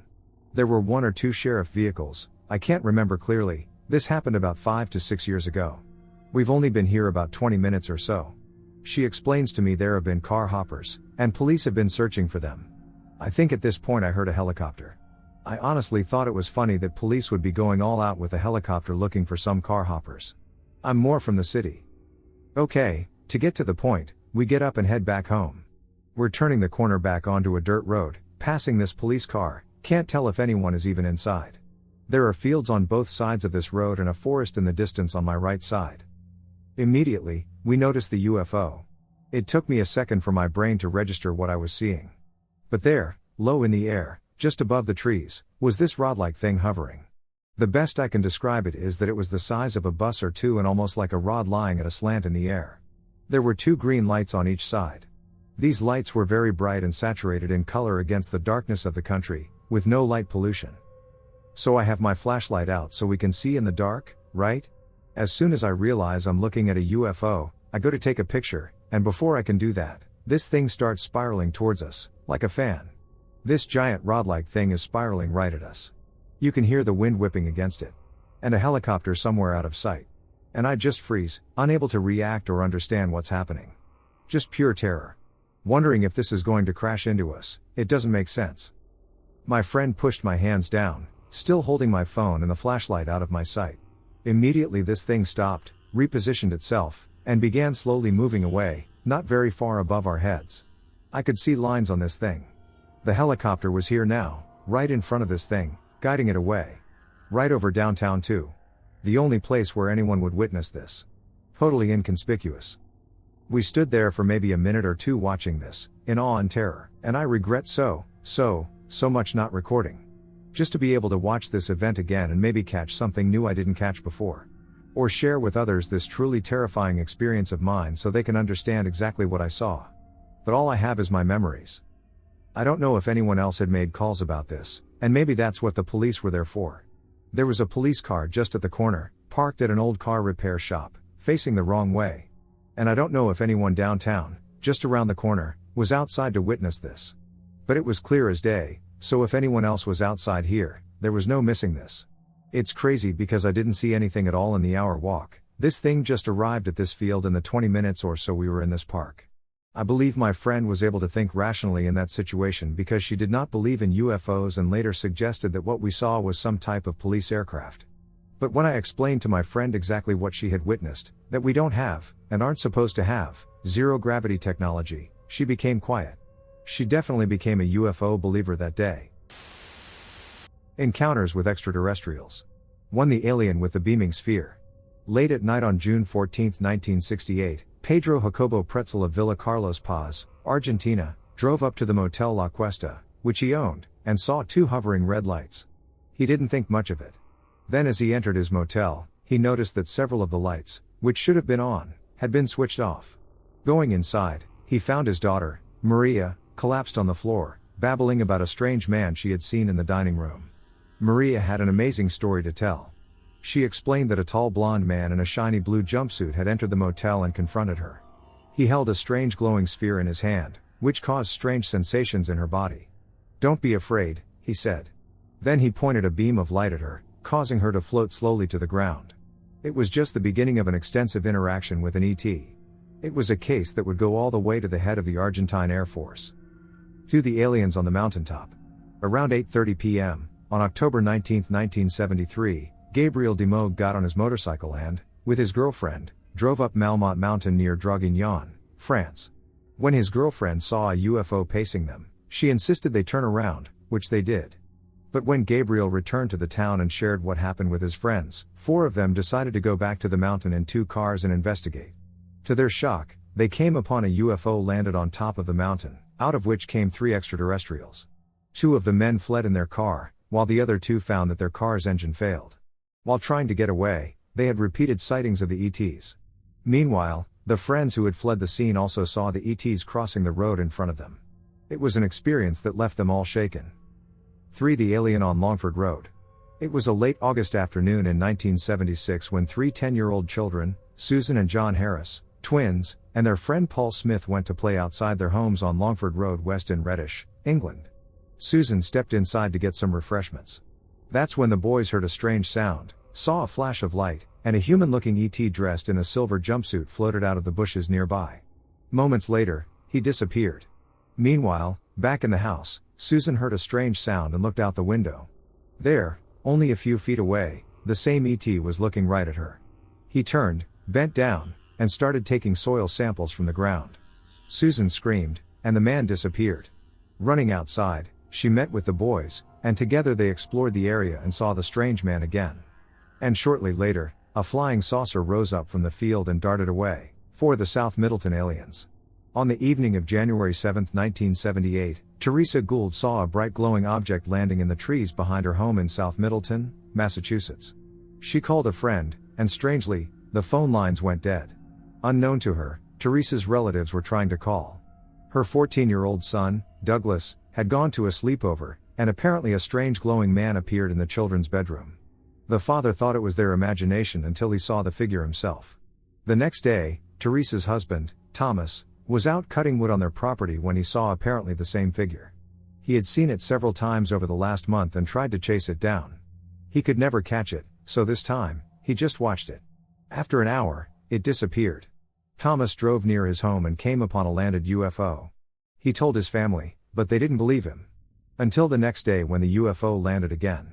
Soon everyone in the family began seeing multiple types of humanoids, greys, robotic figures, and human-looking figures. Then there were the many poltergeist manifestations. There was no shortage of high strangeness. 5. The aliens by the Baba River. Around dusk on July 8 or 9, 1990, Richard P. decided to park his car along the Baba River and stretch his legs.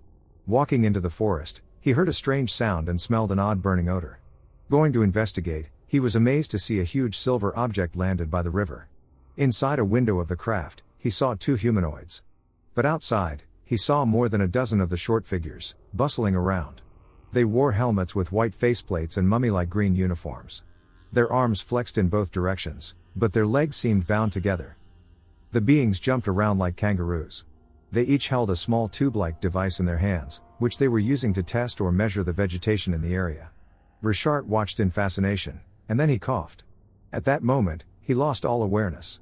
He woke up, still standing, but discovered that an hour had passed. The craft and the beings were gone, but the effects on Richard had only just begun. My aunt's town had some UFO sightings. She lives in the south of Mexico. People always said that they were used to seeing white lights coming out of the sea and flying right to the heart of the jungle in the mountains. One day a young woman went to sleep for her siesta with her child. To ensure her son's safety, she closed all the doors and windows.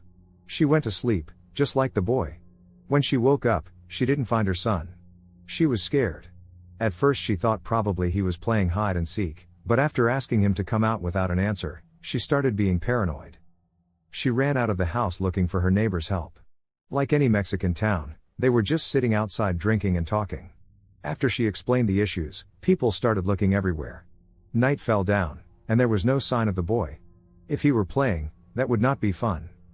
After 5 to 6 hours, midnight arrived, which the police were also looking for. Still no signs of the kid. The mother was desperate, wondering what in the hell was happening.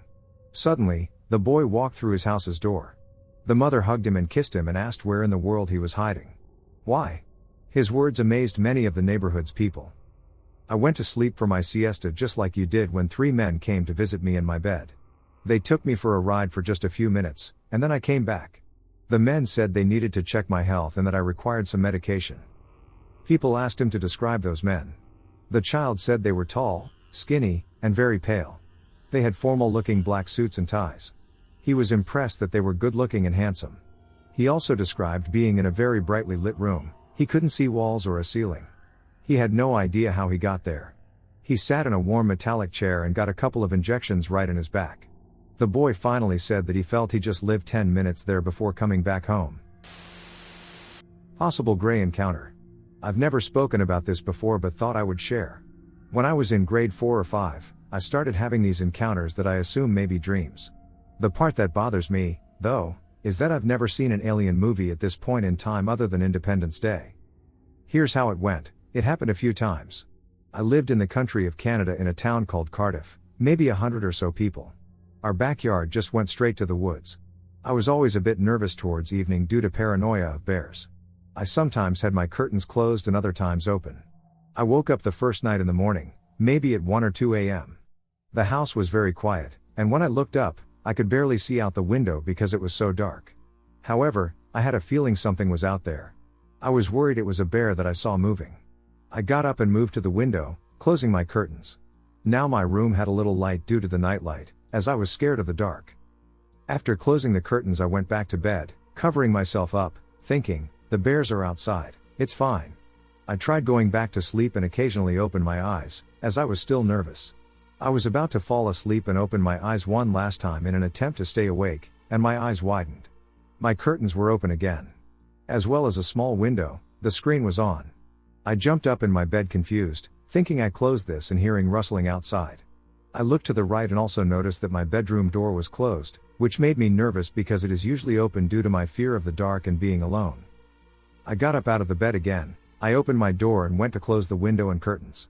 I stopped to stare outside to see if I could spot the bear, but because it was dark, I couldn't make out any shapes. However, I heard movement that sounded like walking in the grass coming from multiple directions. I'm thinking there are 2 bears outside or maybe some wolves, although I've never seen wolves in the area before. I closed the window and the curtains and walked back to my bed. Before going in, I noticed some light outside. I was thinking we don't have any light for the backyard. I walked over and peeked behind the curtain from the right side of the window. Outside, I saw 3 tall, gray-like humanoids. They seemed to be roughly the height of an adult, with no clothes and black eyes that were maybe double our eye size. No hair, just staring at me. I was frozen in panic, I just kept staring back. After a moment I closed the curtain and went back to my bed and threw a blanket over me, telling myself it's a bad dream. After a few minutes I could hear sounds around my bed. I didn't take the blanket off myself, I didn't feel anything touch me, but I could hear the walking around me. I'm not sure why they didn't touch me. Eventually I woke up, and it was morning. My door was open and curtains were open. I chalked it up to a bad dream of weird creatures. This similar scenario happened several times. I'm not sure why I never screamed. Possibly I was scared of my mom yelling at me, as when I had a bad dream and went to her, she'd yell at me and say, "Go back to bed, it's just a bad dream." Not sure if this was a dream or encounter, not sure if I'll be able to recall more of it since it was roughly 20 years ago. I understand that it deeply troubles me, but due to my anxiety, I feel too anxious to attempt to recall more, in case it turns out to be a nightmare. Anyways, that's my story for now. Any comments are welcome. Perhaps any questions could also help jog my memory, who knows? Thanks. I've had a few. Maybe a month or 2 ago, I went outside in the middle of the night to let my dog go out for a leak. As I go outside, there's a bright light that is sitting maybe 300 to 500 feet in the air, like within a block of my house. No movement, no sound, just hovering there. I cannot take my eyes off of it. I don't know how much time passed, but my dog finally was ready to go inside, and he kept looking behind him and being pretty skittish. Okay, whatever. I try not to think of aliens too much, as they terrify me. Curiosity gets the best of me, and maybe 10 minutes later I peep out my window to see if it is still there, and it's just gone. It disappeared as if it had never been there at all. I thought maybe I was just seeing shit. Now, I live in Las Vegas, so I am used to having aircraft fly around all the time. I know what objects that clearly resemble aircraft look like, such as helicopters or planes. This, however, was just an orb of light that gave off a bright yellow without actually illuminating anything. It appeared to be so close that I figured I would have heard the blades chopping if it were a helicopter. Yet, there was absolute silence. Pretty weird shit. The most recent one was within the last week or two. It's 4 a.m., and I get woken up by my dog. He's being weird, so I try to get him to go outside, thinking he has to go, but he absolutely refuses. When my dog starts acting weird, I act weird. An hour passes, it's 5 a.m. now. I start to feel a massive headache. My dog falls asleep, I think, but he is tossing and turning, and it seems like he is in distress. I try to wake him up, but my headache is getting worse. It feels like something is literally piercing into my head. I'm epileptic, and I get migraines. I am familiar with wonky-headed sensations, but I have never felt anything like this. It gets unbearable, and it feels like there is a ringing in my ears. My dog is going absolutely ape in a dreamlike state, so I push my head into my pillow and pull the covers up over my head. This is where I don't understand what happens. My vision plays out the entirety of my day in a bizarre slideshow fashion. Images pop up of everything I did that day. I saw my computer screen, where I was watching my OChem lectures. I saw my psychology textbook. I saw an image of when I went to get food. Keep in mind these are all first-person views. It felt as if someone had taken a literal screenshot of my day and was playing it in this bizarre, horrifying sideshow.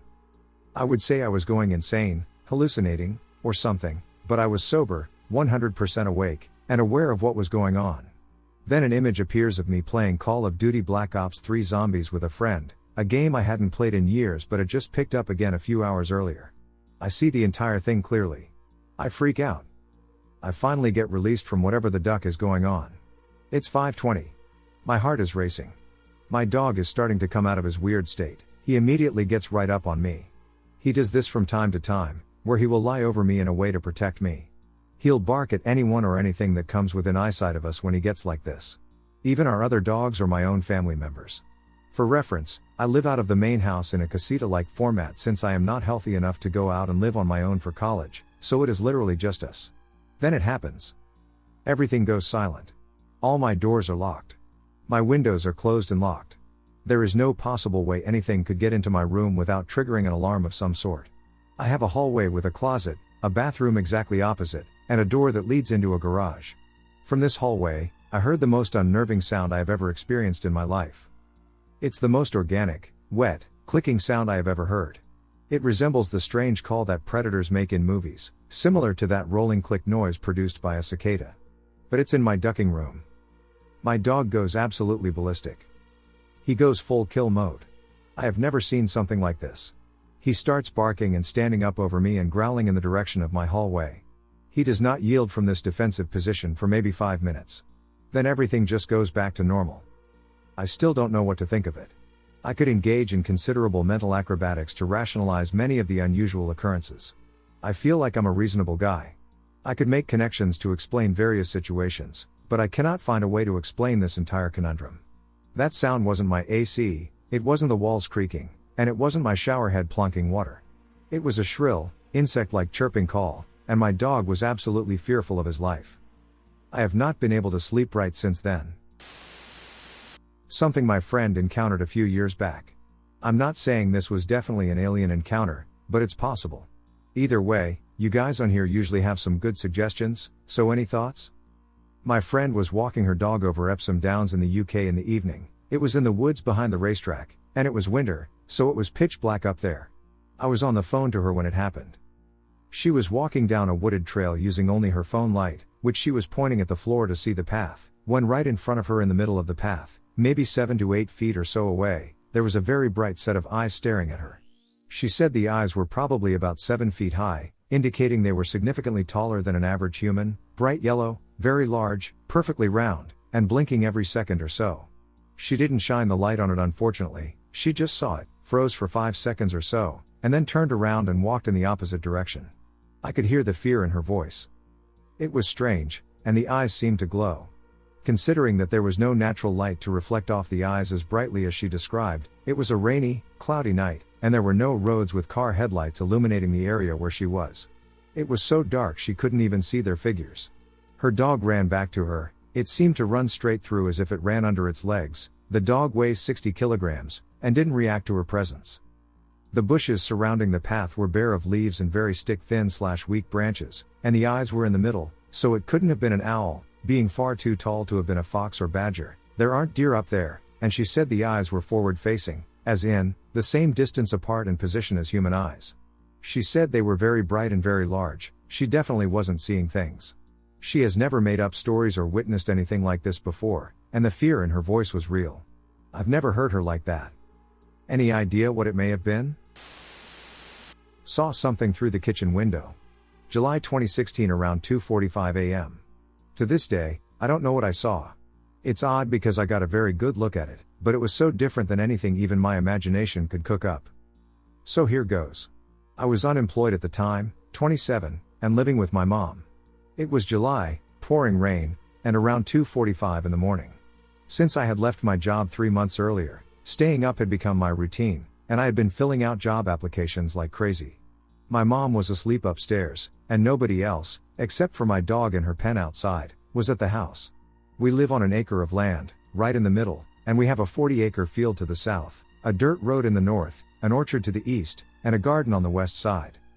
Since I had become unemployed, it was normal for me to step outside for a smoke and look up at the stars.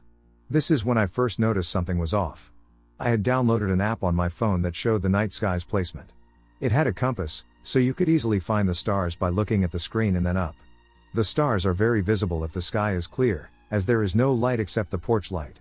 I had developed a strong fascination with learning about the stars, and after approximately a week, I no longer required the app to identify the constellations.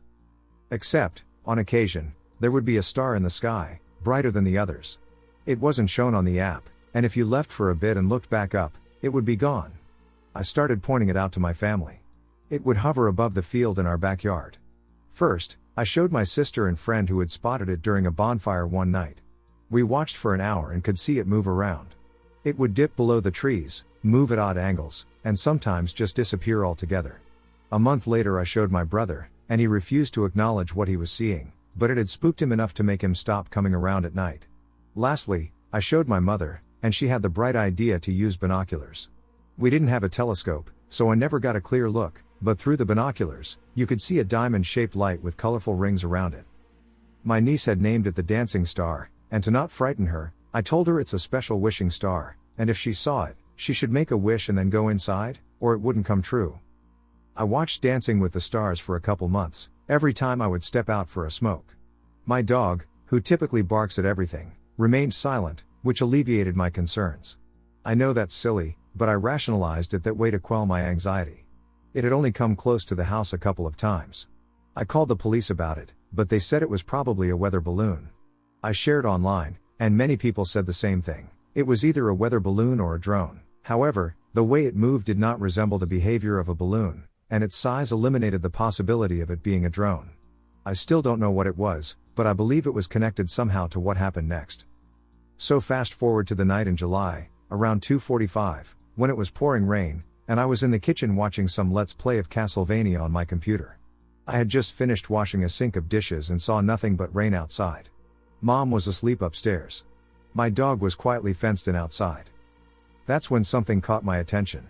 It sounded like my dog had gotten out of her cage and was scratching on the window above the sink. She has never gotten out before, but that was the first thing my mind told me had happened. I jumped out of my seat and looked outside. I instantly ruled out my dog. The window was too high for her. She would have to be continuously jumping or floating in the air. Whatever it was scratching for a long time, and I just stood and looked at it.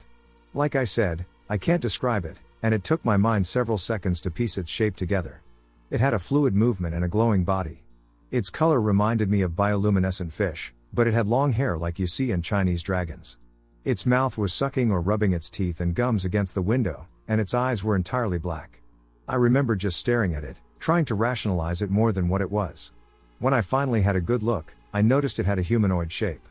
Kind of like Bigfoot and Swamp Thing from classic horror movies, but it had a radioactive glow and long, elegant fur that seemed to move fluidly through the air.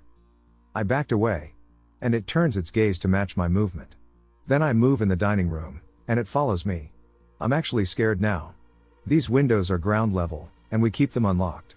I get a good look at it, from head to toe. The creature towered over me at 8 feet tall, compared to my height of 5 feet 10 inches. It didn't seem malevolent, but rather playful.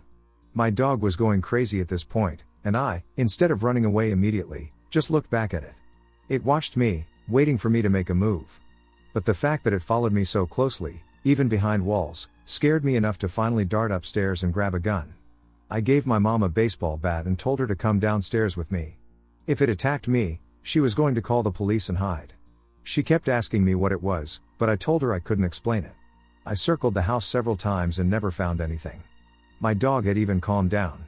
It was 3:15 when I came back in and told my mom she could go back to bed and that I was sorry. When I did try to explain, she said I had woken her up from a dream where she saw that identical thing. She called them alien gorillas. That seemed to really bother her. To this day we don't go out after dark. I don't put too much stock into her dream, but I know what I saw. I still don't know what happened or what it was I saw. And I often look out the window hoping it will show up again so I can get a picture. I've stopped looking for the star at night. I don't hang out in the kitchen for too long either. The darkness has honestly bothered me so much that I find it difficult to leave the house. I found a job a month later, and I started carrying the bat with me in my car since I arrived home after dark. My family was spooked for a week, but now no one seems too bothered. I believe I may have developed mild post-traumatic stress disorder from the entire experience, as it remains vividly etched in my memory. I got a good look at the thing, but I couldn't draw or describe it if you paid me. Has anyone seen anything similar? Maybe a dancing star or an alien gorilla. I hate calling them that, because it isn't accurate, but that's what my family calls it. I thought I would share to see if anyone might have any ideas. Thank you for listening. My experience. I live in the UK. When I was younger, about 18, I was walking home one night and noticed 3 bright lights up in the night sky in a perfect line. Normally I would have just assumed they were stars, but there was something about them. I stopped in the field I was walking across and just looked up at them for a while, almost as if I knew something was going to happen. After a few minutes of staring, the top light slowly moved to the right and the bottom to the left. They paused for a moment, then moved back to their original formation. At this point I was a bit weirded out, but I didn't look away. Suddenly the top light moved down at an amazingly fast speed to the middle one, and then, as if they became one light, they moved to the bottom light, and then they just disappeared as if someone had turned out the light. I stood for a while longer to see if it had come back, but it didn't. I suddenly realized I was in the middle of a dark field alone and felt a horrible chill that I'll remember going through my body for the rest of my life. I ran across the field and went the least public way home possible. I was the whole way home confused about what I'd seen. I'm 26 now. I've never spoken a word of this to anyone because I didn't know what it was, and I didn't want to sound like a liar. Thanks for listening. A tall, humanoid, white, bright figure is watching me. I'm writing this in the heat of the moment because it literally just happened to me while I was showering. It is currently 5:04 a.m. For some context, my bathroom has a window looking at a small corridor behind my house. I would attach an image if I could. While I was showering, for a split second I saw a bright, tall humanoid figure watching me from the corridor behind the half-open window. There were no discernible features, and it was like blindingly bright. I tried searching on Google first, and it says it is about a possible thing, but there's no way it is because it was literally behind the window, and it disappeared the moment I looked toward it. Can anyone help me in this? I have had a few experiences in the past, but it was always just a strange gut feeling, never an actual apparition. Has this ever happened to anyone? I'm honestly just shaken right now. The time my sis and I saw aliens. When I was approximately 8 to 10 years old, the exact age escapes me, my sister and I attended a gathering hosted by our extended family. We're Mexican, so typically our parties had lots of family members, their kids, and out-of-place friends, so there were a good 20 to 25 people there. The tables and food were in the driveway of my uncle's parents' house, and the kids played in the front with the bouncy house. There I was, playing in the front. My memory is somewhat fragmented from years past, and all I recall is standing in the driveway near the bouncy house, looking up and seeing a large disc illuminated with lights. I don't know how long I stared at it, but eventually, after watching it zoom out, I remarked that it had a typical light trail similar to the stars zooming by in the hyperdrive scenes of Star Wars, only now behind the UFO. Now looking back, I would have dismissed this as the mixing of watching movies with my own memories of childhood. However, after seeing the UFO zoom off into the sky, I turned to see my sister staring up as well. I asked her if she'd just seen what I'd seen. She confirmed. The weirdest fact looking back is how no one around us had seen our shared experience. At least 10 other kids were playing around us, our family was partying in the back, and there were even some adults by the front gate supervising the kids. Only me and my sister saw it. Strangely, at the time, my sister and I did not give it much thought. We immediately began to imagine that the UFO was some sort of tourist attraction or ride, similar to those found at Disneyland. Even then, we didn't consider it a supernatural experience or something like that. Certainly, 2 children witness a UFO while no one else does, one of those scenarios where there was a UFO, but only these 2 particular children were able to see it. But I still vividly remember what I saw, maybe not what it looked like, but each moment in this story. Years later, we were home. I asked my sister if she'd remembered that night. In astonishment, she confirmed my memory of what I had seen, providing similar details. There was no one else present, just the 2 of us by the bouncy house, the UFO, its departure, and everything else. Even years later, we vividly remember that UFO. But why us, though? Did no one else see? We have no reason to be the ones who saw it. Why are we special? But most importantly, how? How did no one else see? It was totally obvious, about 100 or so feet above us. Mexicans aren't that oblivious when partying. It was just one occurrence, too, never showing up ever again in my life. And I'm not traumatized or afraid of it, it just happened. I thought it was intriguing enough to fantasize about it as a ride. I dunno. I try to think I made it up, but how could you explain my sister seeing it as well? We had some telekinetic/psychic shared consciousness where we both made up a painfully short story about a UFO, but only for that one moment when we were younger. I don't buy it. I try to make sense of it.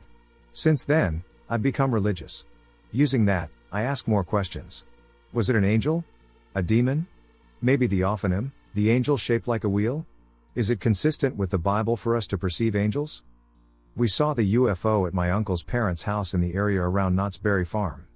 Perhaps others here would have seen the UFO as well. What do you guys think? Humanoid, early childhood memory of a green glass figure at my window, 1981. I'm sharing this because I'm genuinely curious whether anyone has experienced something similar or if there's a psychological explanation that fits. This memory is from around 1981 in Washington state. I was approximately 2 to 3 years old and living with my grandparents at the time. I've had unusually early memories throughout my life, and this is one I've consistently described the same way since childhood. My crib was in a large family room at the back of their house, positioned in front of a big picture window that looked out into a wooded side yard. The property was private and tucked back, no visible neighbors. One afternoon I was put down for a normal nap. When I woke up, I heard a light tapping on the window. I stood up in my crib and saw what appeared to be a full, human-shaped figure outside the window. The figure looked as though it were made entirely out of green glass, solid, reflective, not foggy or shadow-like. It didn't resemble clothing or fabric. The entire form appeared glass-like. I remember not feeling afraid at first. It felt playful. The figure cupped its hands around its eyes and leaned toward the window as if trying to see inside better. It waved at me. I laughed and waved back. It felt similar to how an adult might make faces at a baby to make them smile. Then it made a gesture that immediately changed my reaction. It flipped its hands upside down and placed them around its eyes, fingers pointing toward its chin, palms toward its face, almost like exaggerated goggles or a mask shape. The moment it did that, I felt instant terror. No gradual fear, just a sudden, overwhelming panic. I started screaming hysterically. My grandmother ran in because I was crying so hard I could barely breathe. When I pointed to the window, nothing was there. My grandfather checked around the house and saw no one. I'm aware that early childhood memories can be unreliable, reconstructed, or influenced over time. I'm not insisting this was paranormal or even external. But this memory has remained consistent for over 40 years, including the emotional shift from playful to fearful. I'm curious. Has anyone else had a very early memory involving a human-like figure that felt playful at first and then suddenly terrifying? Are there known developmental or neurological explanations for vivid, persistent memories like this from age 2 to 3? Could hypnopompic hallucinations, upon waking, occur at that age? I'm open to all perspectives, psychological, neurological, or otherwise. I've just always wondered about it. In 1956, a French woman attempted to abduct a gray alien into her car, reversing a scenario that many others have experienced. Location: France. Date: middle of February, 1956. Time: 9:30 p.m. It was 9:30 p.m. one night in mid-February of 1956, and I was driving back alone in my car to friend from Choisy-le-Roi, along the 186, a B-class road at the time, after visiting my parents at Choisy-le-Roi. I no longer remember the precise date. I was 41 at the time and was running a tannery business. In those days, the number 7 A-class road was very different than it is now. It was being widened, and there is a roundabout there now. I was just about to start crossing the bridge over the number 7. On the left hand was an inn, gone now. On the right, I had to pass up a slight incline, and it was at that point that I spotted something bright and shining, white and phosphorescent. There was a faint hissing noise that seemed to be connected with the object, which was suspended at maybe 20 centimeters, or so, off the ground of some wasteland. I pulled up so as to get a closer look. I then noticed a person, approximately 1.3 meters tall, moving about near it. The thought of flying saucers, which were occasionally mentioned in the newspapers, suddenly came to my mind, and I imagined that if I could capture an occupant and take him to the newspapers, it would be a great opportunity for me. So, there and then, I opened my boot and got it ready to put my precious captive into it. And enchanted with my idea, I proceeded to try to pull it off. By now, around the machine, there were 8 of them, engrossed in looking at something or other on the ground. The thing had the shape of a flattened pumpkin, with luminous facets that doubtless were windows. I also noticed 2 additional beings inside the machine. The others, outside, seemed to be studying the waste ground there. When they saw that, with no signs of fear, I was approaching them, they were off, as quick as rabbits, into an opening in the base of the craft. The last one of them, the one I was aiming to grab, turned round and fixed his big black eyes on me intensely, as if wanting to say something. But, just as I thought I was about to get him, a beam of light shot out from one of the windows on the upper part of the machine and engulfed me and paralyzed me on the spot. I couldn't move any part of me except my eyes. And it was only then, for the first time, that I really began to be scared. It is difficult to judge time during such conditions, so I don't know how long this lasted. But they had all gone into the machine, and then the brightness of the light beam started to fade, and I was able to back away and escape to my car. I got back to the car and sat there, waiting. I don't know whether it was through fear or because I had been paralyzed again, for once more I couldn't move. I clearly heard a sort of scraping noise that sounded metallic and was therefore no doubt their door closing. I went on waiting for a while, 10 minutes or so, maybe. My car was parked on the grass verge beside the road, and I was desperately anxious to be gone. But I couldn't operate the gears and was totally unable to leave. Then suddenly the hissing noise from the machine became intensely louder, and it slowly started to rise until it was at the height of the tops of the big plane trees fringing the Choisy-le-Roi road. The machine stopped momentarily and then took off at top speed. To start with, the entire craft turned orange and then passed to red as its speed increased. Immediately I was able to start the car, and I didn't even stop to see in which direction the machine had gone. Panic caught up with me, and I decided to turn back and return to my parents in Choisy, where I arrived gasping and poured out my entire story to them. My father said, "Above all, don't tell anyone about it. You have your job to think of. They'd all laugh at you, and the police would question you and harass you. Just drop the whole thing." I haven't discussed it with anyone since then, except for 2 or 3 people who are very close to me. Well now, after all that, I found that I was no longer quite the same as I had been. I was now more assured, even more intelligent. Every time that I came to a crossroads, when driving my car, I now knew what was going to come from other directions. Sometimes I would say to my husband, "Be cautious. A large truck is approaching. Or a fast car is on its way." This was before anything was visible, and I was correct each time. Sometimes, had we not slowed down, we would have had an accident. At the moment when danger looms, I get a little tickling feeling in the tips of my fingers. And I also have premonitory dreams, with exact scenes and places, and subsequently I encounter those precise places. She was then asked if she had been injured by the beam, to which she replied, no. She was also asked if she had dreams or missing time and affirmed she did not. She was further asked about their appearance in further detail. From what she says, it seems that they were clad in grayish-blue, tightly fitting one-piece combination garments. They had large and quite protuberant black eyes, almost no nose, but their nostril holes were visible, and they had a slit where we have a mouth. And she said, they were slim, as though they had no muscles. I didn't get a good view of their legs, but what I am sure of is that they had 2 arms, longer in proportion than is normal with us, and also that their heads were proportionally bigger than ours. She went on. I repeat, what I have just told you is all real, and I have added nothing to it. I checked and compared all points in her story with the version that she had given to my friend a few years after the occurrence. Everything agreed entirely, except for one minor point, Granny Jay-Z on this point, and she confirmed they had not jumped up into the craft. She confirmed they had not jumped, but she said she had the impression that they were moving so fast she could not see their legs at all. She confirmed her description of the craft. Circular, flattened on top and below. The central part is luminous and white but not glaring. The other parts are metallic gray. An alien encounter happened on the same day as the Hopkinsville Goblin sighting on August 22, 1955. Thoughts? I wanted to hear y'all's opinions on a UFO/alien encounter that occurred on August 22, 1955. On that day, in the Casablanca neighborhood of Riverside, California, a group of children reported one of the strangest and most elaborate UFO encounters in American history. While playing in a neighbor's yard, the kids witnessed a series of increasingly bizarre phenomena beginning with a hovering, spinning disc radiating curved lines of light.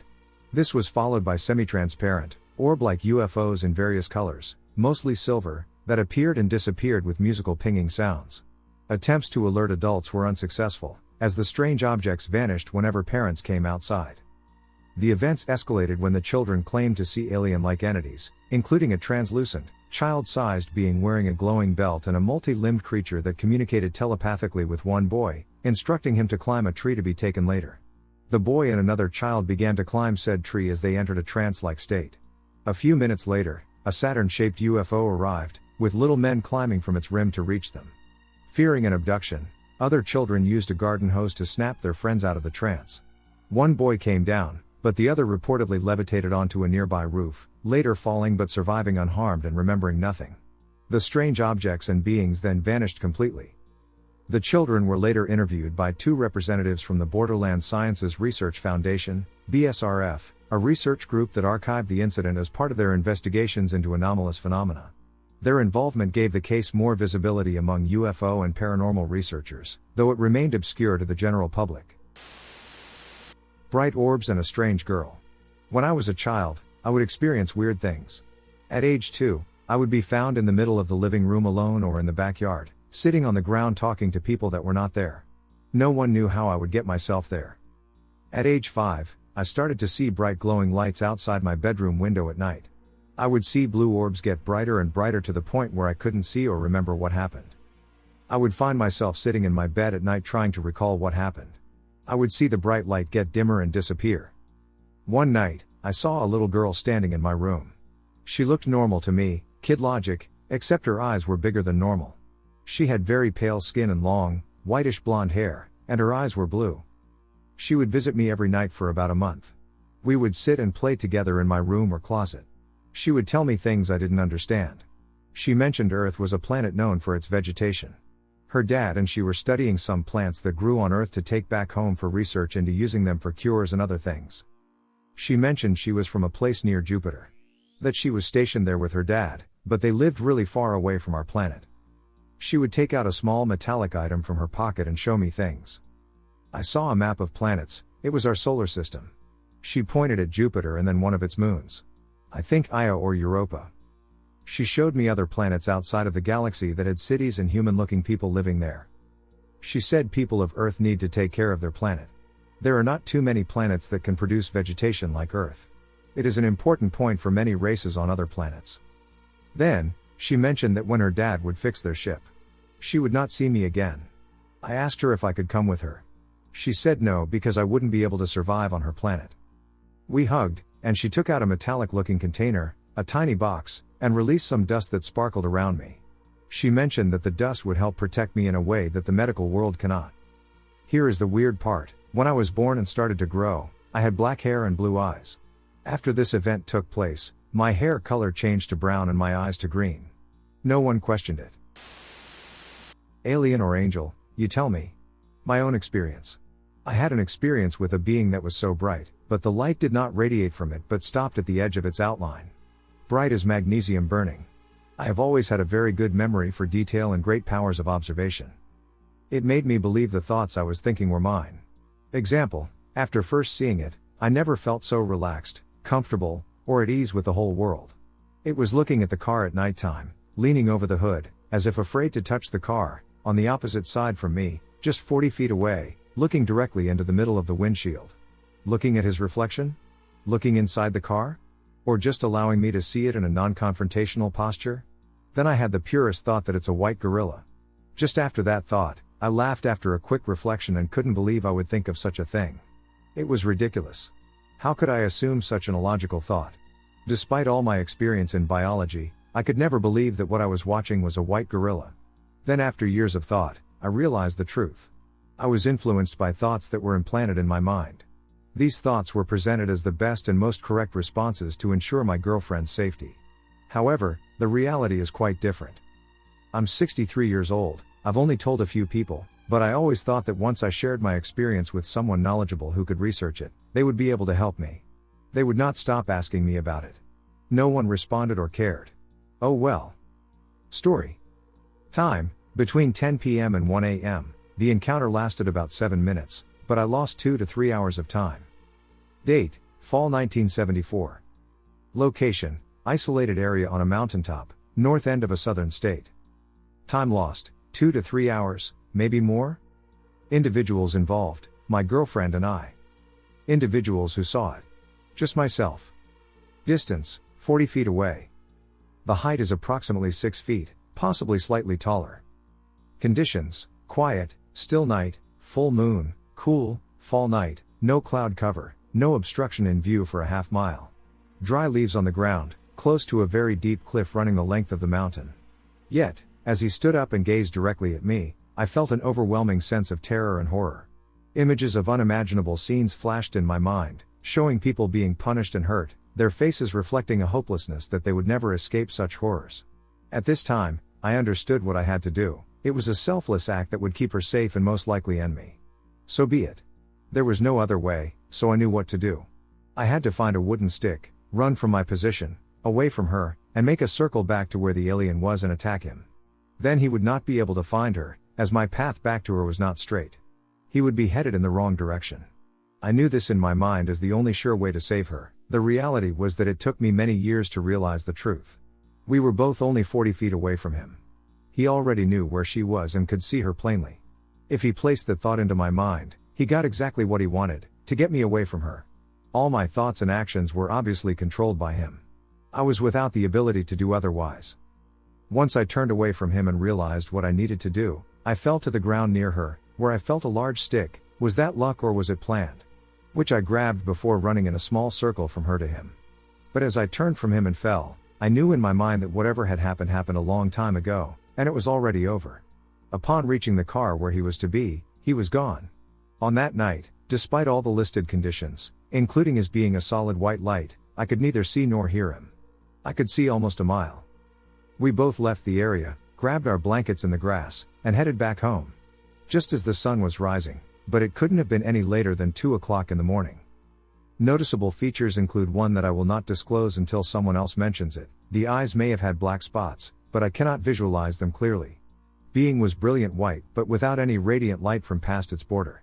It made no sound, I never saw it walk, just stand straight up from a waist-high bowing position.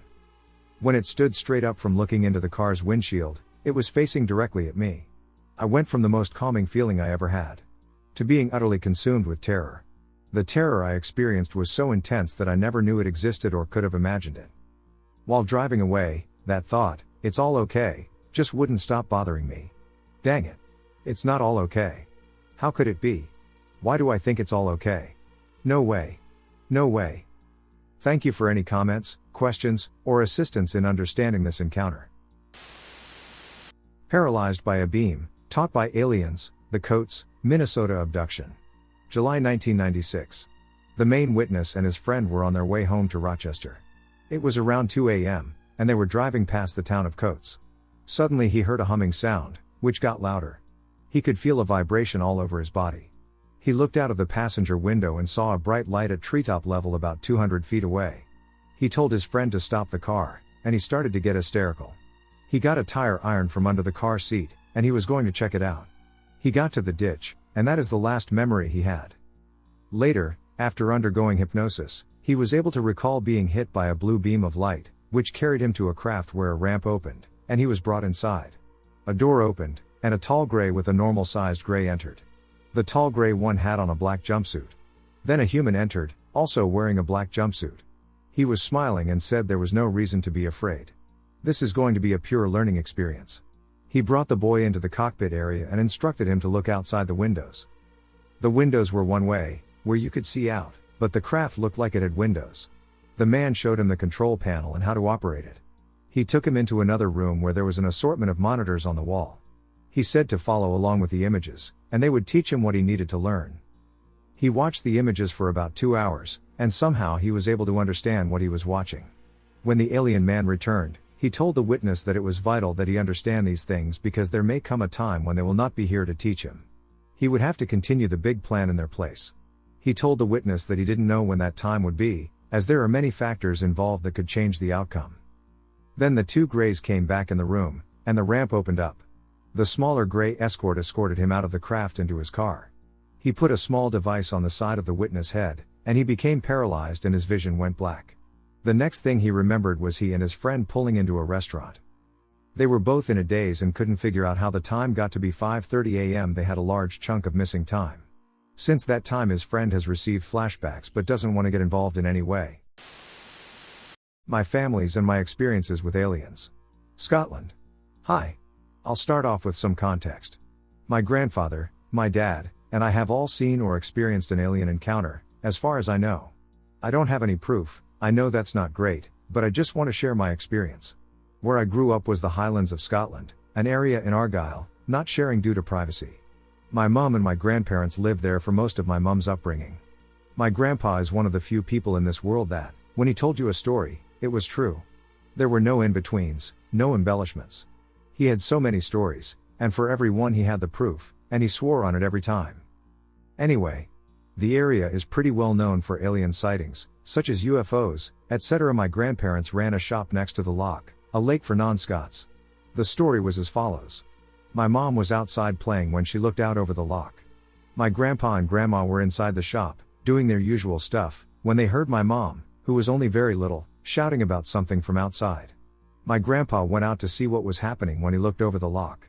What he described to me were 3 cone-shaped objects floating high in the air over the loch. Just hovering way up in the air. He immediately ran inside the shop, went to the back, and grabbed his camera. When he emerged, they were amazingly still there, and he photographed them. At that time, photos still needed to be developed, so he quickly went to the nearby town to visit the pharmacists, who were the only ones capable of developing photos. When he received them back, the roll of photos that developed was perfect, every single one, pictures of them all at the beach, pictures of the house, and just his normal pictures. Only one did not develop. His picture of the cone-shaped objects. I understand that there are likely millions of stories on this platform, and while I have no evidence, he assured me with utmost sincerity that he was telling the truth. Sadly, he passed away last year before I could record him telling the story again. However, luckily, I did manage to get a collection of other stories. Unrelated to aliens, though, ha. Now, onto my dad's story. I originally grew up in Glasgow, but our family decided to move to the area where my mom grew up so we could be closer to my grandparents, and it was also a nicer place for me and my sister to grow up. We ended up moving onto the same road as my grandparents' old shop that my mom and auntie grew up in, only around 10 minutes away. My dad's story is a lot less interesting, so I'll just summarize it quickly. He claims he was driving home one night along the country road towards our house with a van in front of him. As he and this van were going down the single-track road, a blinding beam of light slammed down on the road, on top of his car and the van in front of it. Immediately, my dad and the driver of the van stopped and got out, trying to look up at this light. My dad told me he thought it was a helicopter maybe until he got out of the car and realized he couldn't hear anything. No sound at all. The driver of the van was similarly confused, and neither of them could see past the blinding beam of light shining on them. Then, instantly, the light went off. My dad and the van driver looked at each other and ran to their vehicles and got the hell out of there. So, hearing both these stories, I was pretty scared growing up. I've got to admit I really didn't believe in aliens and that kind of thing, because while you hear these stories, there's just something off about them, like, because you've never seen anything, how do you really know? My grandpa's story always stuck with me, though, because I knew for a fact he wouldn't lie to me. My dad's story, well, you never know. It's certainly really weird, but it's not what my grandpa experienced because he actually saw them. All my doubts were resolved last year, and it remains the most frightening experience I have ever encountered. Being a Scottish guy, I like to go to the pub with my friends and get drunk. Pretty classic. But my house is around a 30-minute walk into town, and to get there I have to follow a long road past a golf course on my right and left before I go up a hill with a twist on it, covered by trees on both sides. I always leave in the dark, because we usually go out drinking around 7:30, 8 p.m. I left in the pouring rain, using my phone as a torch to see in front of me. I've done this walk genuinely hundreds of times, so I knew exactly where I was going. When I reached the golf course on either side as I walked along the road, I felt really weird. Almost scared, like I felt something watching me. That's when I looked to my left. On the golf course, in front of the clubhouse next to the green, a massive collection of bright lights shone into my eyes. It was maybe around 20 or so lights, not reflections. So there I was in the pouring, sideways rain, staring at this big clump of lights on the golf course, and I kind of froze. Then, eyes rose up next to them. There was an outline, kind of like the size of a car or bigger. I'll admit, I was utterly terrified. And then my phone started ringing. Again, it was dark, so the only way I could see it all was with the flashlight on my phone, but since I couldn't see without holding it in front of me, the rain and wind made it impossible to answer the phone. It was my mom, and I realized I had to answer. I could maybe get help, I don't know. Being really morbid here, but last words. I was really scared. So I answered, and I couldn't make out anything she was saying. I kept trying to talk to her, saying, "Hello? Hello?" while trying to keep quiet. As I was doing this, I was trying to shine my flashlight at the golf course, at least to see what was scaring me. If I were going to die from it, I'd want to see it first. Every time I shined my light on it, it was like a dark patch was on it. My light didn't show any of it, but I could still see its light. I decided to start marching forward to get away from it, and I was determined not to go back home because if I survived, I would need drinks with my friends. Finally, I shouted down the phone to my mom, "What is it?" When the call ended, I turned to my left to see that the lights and whatever was there were gone. Right as the phone call ended. Naturally, I called my mom back while basically running towards the town. My mom answered and was confused. When I asked her why she called me, she said she hadn't even touched her phone and that she was watching TV. That's when my stomach dropped. I checked my latest calls, and there was nothing there. But I swear on my life, she had just called me. I eventually arrived in town safely and discussed the incident with my friends, one of whom reminded me that I still had to walk home. Fortunately, nothing happened during that walk. I was terrified by all of it, but nothing happened. What really gets me after the experience is that phone call. It happened. My mom wouldn't answer me on the call and was speaking to me all garbled, like I had bad signal. I had full bars. And suspiciously as it ended, what I had seen disappeared. And because of that call I didn't get to see what I was looking at clearly. It's so weird to me. Obviously, you can see where my theory is. I think whatever it was somehow was able to call my phone to distract me so it could disappear. But why? It looked pretty large to me, and I was terrified. Surely it could have just ended me, abducted me, or something like that, but instead it called me. And my mom adamantly refuses that she called me and showed me her call list on her phone. No one had called me either before or after for many hours, other than the call I made as a reply to my mom. So those are my and my family's experiences. I'm aware there's no evidence, and you don't know who I am, but I swear on everything that as far as I know about the other stories, they are 100% true, and my own experience is something I still and will always remember. Let me know if you guys have any theories, etc., about anything I've said. The giant humanoid thing. When I was at school, about 2 or 3 years ago, I was the person who woke up the earliest here at home, about an hour away from my mother, so at 5 a.m. I woke up that day. I brushed my teeth as usual to go to school, and while I was in the shower, I noticed something looking at me. It was huddled and about my size. For me, it was already normal to see things like that, but that was completely different. The aura, the appearance, however similar to the rest, was hideous, just thinking about looking. And as soon as I finished brushing my teeth, he started to get up, and before he finished, I had left there in complete fear because he was about 6 meters, I think it's 19 feet, but I have no idea if it's right. And well, I went to change because I wasn't going to take a shower no matter what, and then it was time to go to school. In my house, from the door to the gate is about 10 meters, or 32 feet, I think, and it didn't have light at the time, and because it was very early, I had to go down with a flashlight, so as soon as I got to the stairs, I got an instant chill, but still, I went down the stairs as fast as I could, and when I got halfway through, I felt that MSM thing behind me. I started to accelerate, and when I reached the door, I felt absolute despair.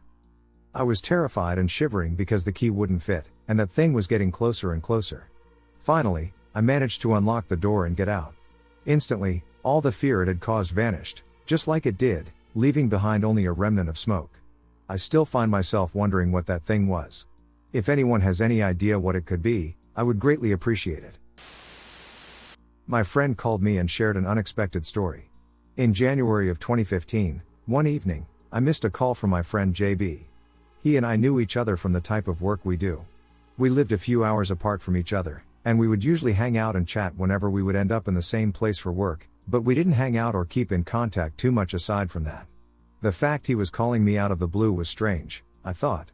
Then I received a text from him that said, "I think I had some kind of alien experience. I hope that doesn't sound dumb. I knew you were interested in this stuff and wanted to share, so of course I immediately texted him back and told him I wanted to hear the story."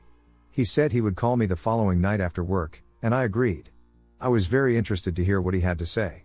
He has a bit of a tough guy vibe to him, and he's pretty no nonsense for the most part, so for him to even mention anything to do with aliens in the text he sent surprised me. He called me back the following night as planned. I was expecting to hear the typical UFO story. I saw a bright light in the sky, and it was weird, but the story he told me was much stranger.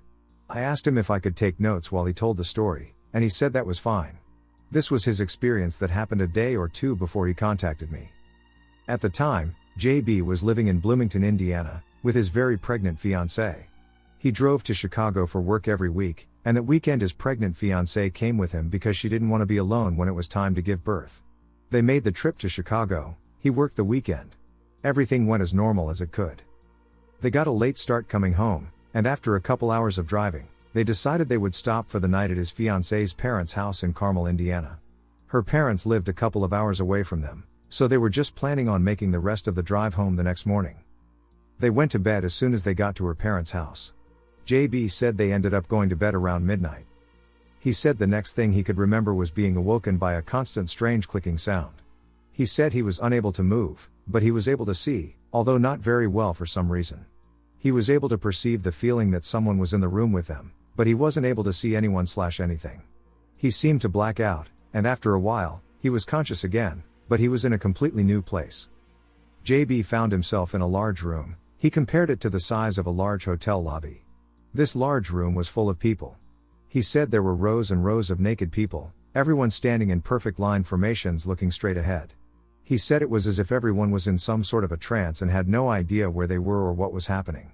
Even stranger, he said everyone was wearing some sort of collar around their neck. The collars were perfectly smooth with some sort of small red and green lights blinking in a particular pattern on the back.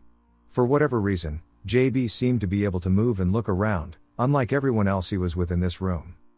All the walls of this room were smooth, no sharp corners.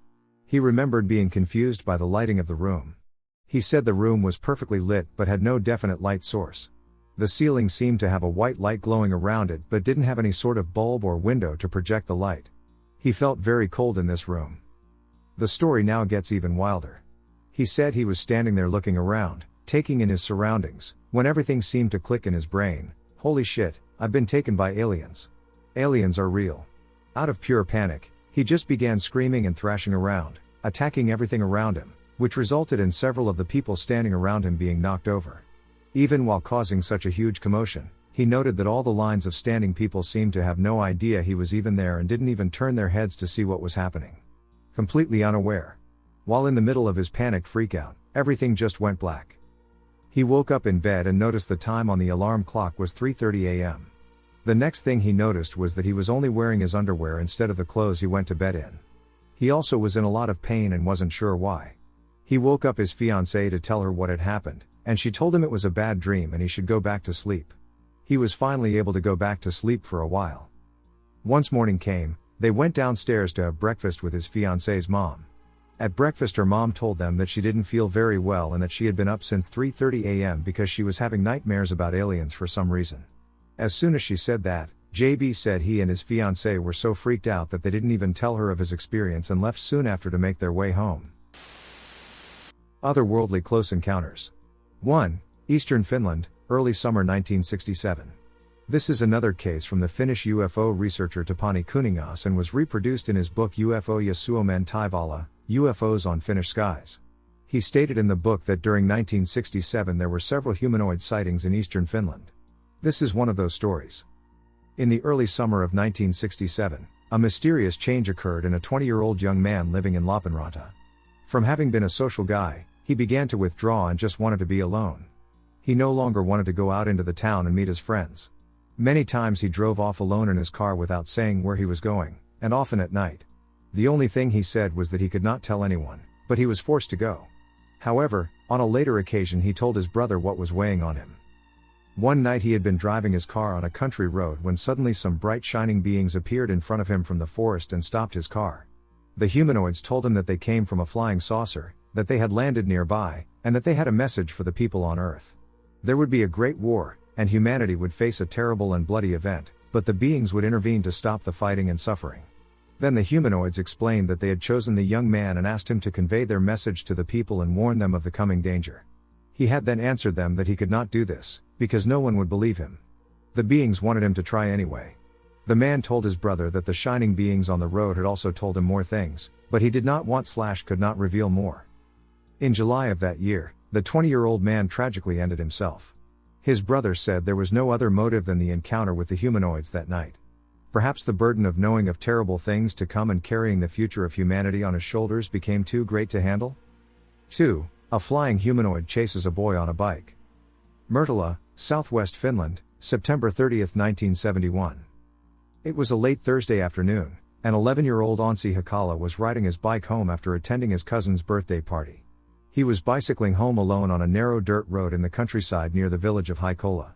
When he got to a wooded area about 600 to 700 meters, 656 to 765 yards, from his home, the road became very bad, and there were potholes everywhere, filled with water after all the rain earlier in the day. Anssi had to constantly concentrate on where he was riding so as not to drive into the pits and possibly get a flat tire if the pothole was deep. Soon he came to a steep hill where he had to jump off and lead the bike. When he got back on his bike, he had to swerve around a large puddle of water and look down at the ground near the pedals. That's when he noticed another foot behind his own. The unknown foot was about the same size as Anssi's own, and both the foot and the associated leg were greenish, and it looked as if the foot had some kind of clumsy shoe on it. The boy was now very scared and did not dare to look any further and definitely did not want to turn around but cycled away as fast as he could. When he reached a hilltop, a large greenish hand reached out in front of his face, grabbed his forehead, and thin and long fingers almost covered his eyes. Out of sheer fear, he quickly turned around, and then he saw a creature, which was large and green and brown spotted with a pattern that almost reminded him of army uniforms, and it was floating right behind him just 10 centimeters, 3.9 inches, above the bicycle's luggage rack. It was unclear whether it was wearing any clothing or if the color was its skin. The humanoid was floating in a sitting position above the bicycle with its feet 20 centimeters, 7.9 inches, above the ground. While the boy watched it, it retreated from the bike and then hovered behind him above the road. Anssi managed to see a slender being that was about the same height as an adult human, 1.80 meters, 5.9 feet, but both its legs and arms were abnormally long in relation to its body. Its shoulders were narrow like a bottleneck, and its head was large. The humanoid also had no hair on its head, nor any eyebrows or ears. Instead of a nose and mouth, it had a few small slits, a vertical one instead of a nose and a horizontal one instead of a mouth. Its eyes were completely round and resembled two large lamps and glowed with a white light. The being's skin was green, light green with a few darker brown spots. The color looked a bit like the military's camouflage pattern. Anssi continued cycling as fast as he could, and when he looked back again, the pursuer had disappeared. He now looked around to see if he could see the humanoid again, but instead he saw a floating object that appeared over the forest on the right side behind him. It was about 6 meters, 19.7 feet, in diameter and was shaped like an upside-down plate. The object followed Anssi for about 200 meters, 218 yards, and it mostly stayed above tree height, but sometimes it came lower down over the road. The craft was made of polished metal, and it was light in color, and it glowed. The boy did not remember any other details except that the object had some kind of wing-like protrusion that went around the entire object. He also heard a sound from the craft that reminded him of two rusty pieces of iron rubbing against each other. The sound was very loud, and it was heard clearly when everything else was quiet around it. As the road narrowed and trees blocked the path somewhat, the object rose but then sank back down to a height of about 5 meters, 16.4 feet, above Anssi. Suddenly, it increased its speed and flew over the boy on the bicycle while spraying some kind of liquid over him. The substance hissed as it flew through the air, and when it hit Ansi's hands and his face, it made the same sound. When the liquid landed on his skin, it felt like a tickle. This sensation lasted until Anssi got home, and then it stopped. At the same time as the craft increased its speed, it also increased in height, and then it turned at a 90-degree angle and flew away to the southeast and disappeared. Anssi never saw the object from any angle other than from below, so he did not know what the top looked like. The time that passed between the humanoid's disappearance and when he discovered the craft was very short, so Anssi did not believe that the being could have gotten into the craft so quickly. The alien also never tried to communicate with the boy in any way. Anssi Hakala was described as a calm and quiet kid and gave a trustworthy impression. He was not much for making up stories, and he had not read any UFO books before. The little he knew about flying saucers he had read in a few newspapers. He also did not know the meaning of the word humanoid when the UFO investigators asked him. His parents believed what they had been told, as did the neighbors who knew him well. 3. The large craft near the road. Between Kuopio and Ristavesi, eastern Finland, February 1, 1978. The Leskinen brothers, Juhani, 21 years old, and Seppo, 16 years old, were traveling home by car one evening on the Joensuu-Kuopio highway towards Kuopio. It was winter, so the road was snowy, and the temperature was around -10 degrees Celsius, 14 degrees Fahrenheit. It had snowed lightly from time to time during the trip, but now the sky was relatively clear. Just after midnight, Seppo saw a bright light in the dark sky diagonally ahead of them. It was far away but traveling unusually fast in the sky, 10 kilometers, 6 miles, in a few seconds, according to the younger brother. They continued on towards Kuopio, but soon Juhani had a strange feeling and braked sharply from 80 kilometers per hour, 50 miles per hour, to a stop in the middle of the road. He was worried that someone would come and run them over, but the road was completely deserted in both directions.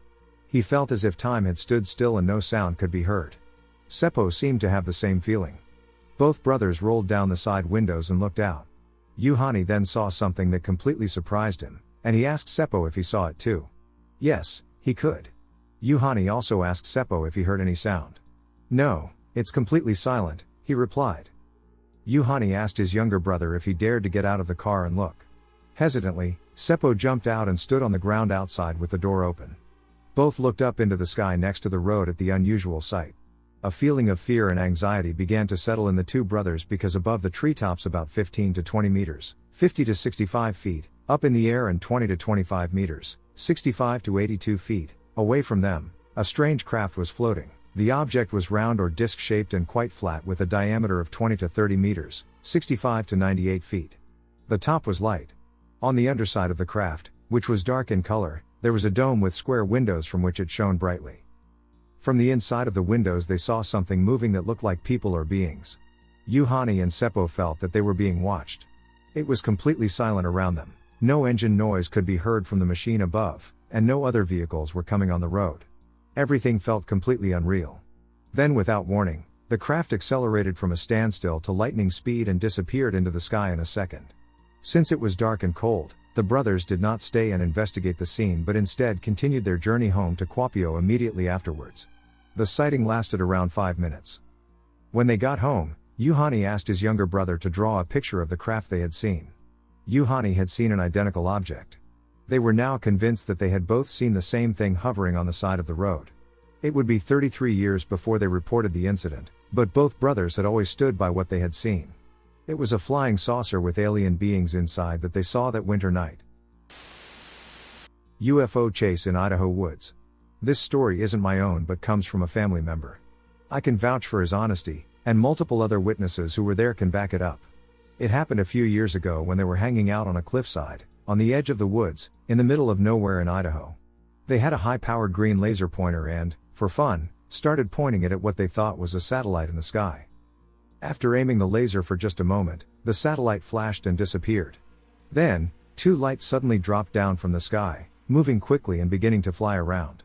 My family member and his friends, still joking around, kept pointing the laser at these lights, seemingly antagonizing them. The lights flashed red and blue, and after a while, one shot back up into the sky while the other started heading toward them. They panicked and scrambled down the cliff to their truck, trying to get away. As they climbed into the truck, one of the guys kept pointing the laser at the approaching object. That's when it started chasing them. They sped off, driving as fast as they could down a dirt road while the object pursued them. According to my family member, the object flew directly above their truck, matching their speed. He described it as being square-shaped, about 15 feet wide, and fairly flat, like the shape of a DVD case. It was dark and smooth, with no visible markings or dents, except for a bouncing orange light on the front, almost like the one on Knight Rider. The whole thing happened so fast, and before they could think to snap any photos or record, the object shot straight up into the sky and disappeared. Since then, they've tried pointing the laser at the same satellite again a few times and have seen lights drop down, but they've never antagonized it like they did that night. Paranormal? Alien? Past erased? This is absolutely true, and I'm sorry if it's a little boring maybe, but this is how it went down, and it happened just last year. Firstly, I was in the military, and I currently live in Michigan, on the outskirts of a major city, but in a rural area. Our road is paved, but there is a lot of personal property and farms out this way. Since my military service, I've encountered individuals I swear I served with. I occasionally encounter individuals who resemble those I served with, and I often find myself doing a double take. However, in this instance, it was different. The man I saw this time actually worked at a gas station down the road from my house. I am now older, and my concept of a lively Saturday night involves purchasing an energy drink and watching YouTube after my children have gone to bed. Consequently, I would often visit this particular gas station on weekends, late at night, simply to enjoy a brief respite from home. I was in the military with a man from Michigan, and we got out around the same time, so we kept in touch. I even dated his sister. The man I encountered at the gas station bore an uncanny resemblance to him. When I approached the counter, I noticed something that shocked me.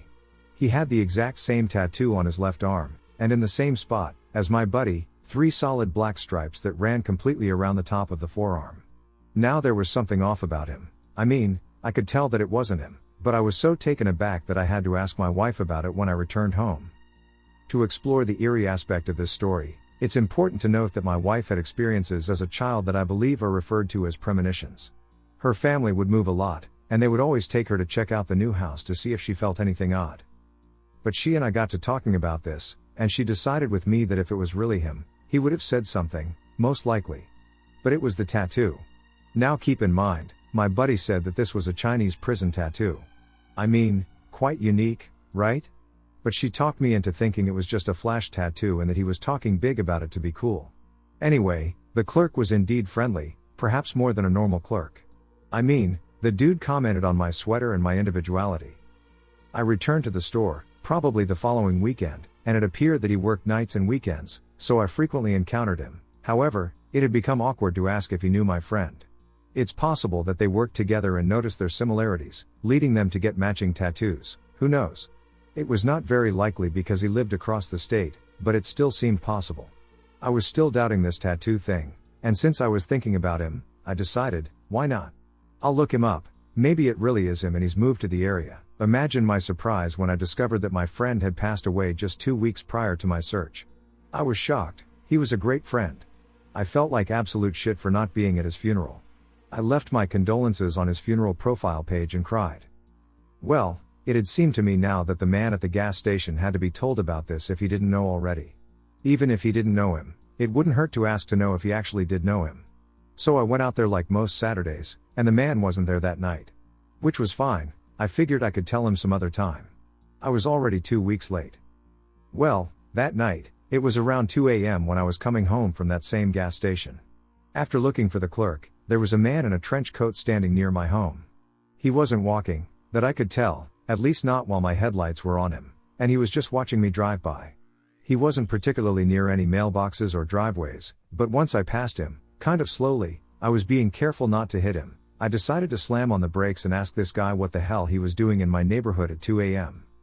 When the car stopped, I was far enough away to not see him in my rear view where my brake lights would have lit him up, and instead of reversing, I decided I was overreacting. Maybe it was just some kid waiting for his designated driver, be it Saturday, 2 a.m., and all, and that I would get a rep as some old guy that won't let kids play in his yard. You know what I mean? So once again I relayed all this to my wife, and she got worried this time.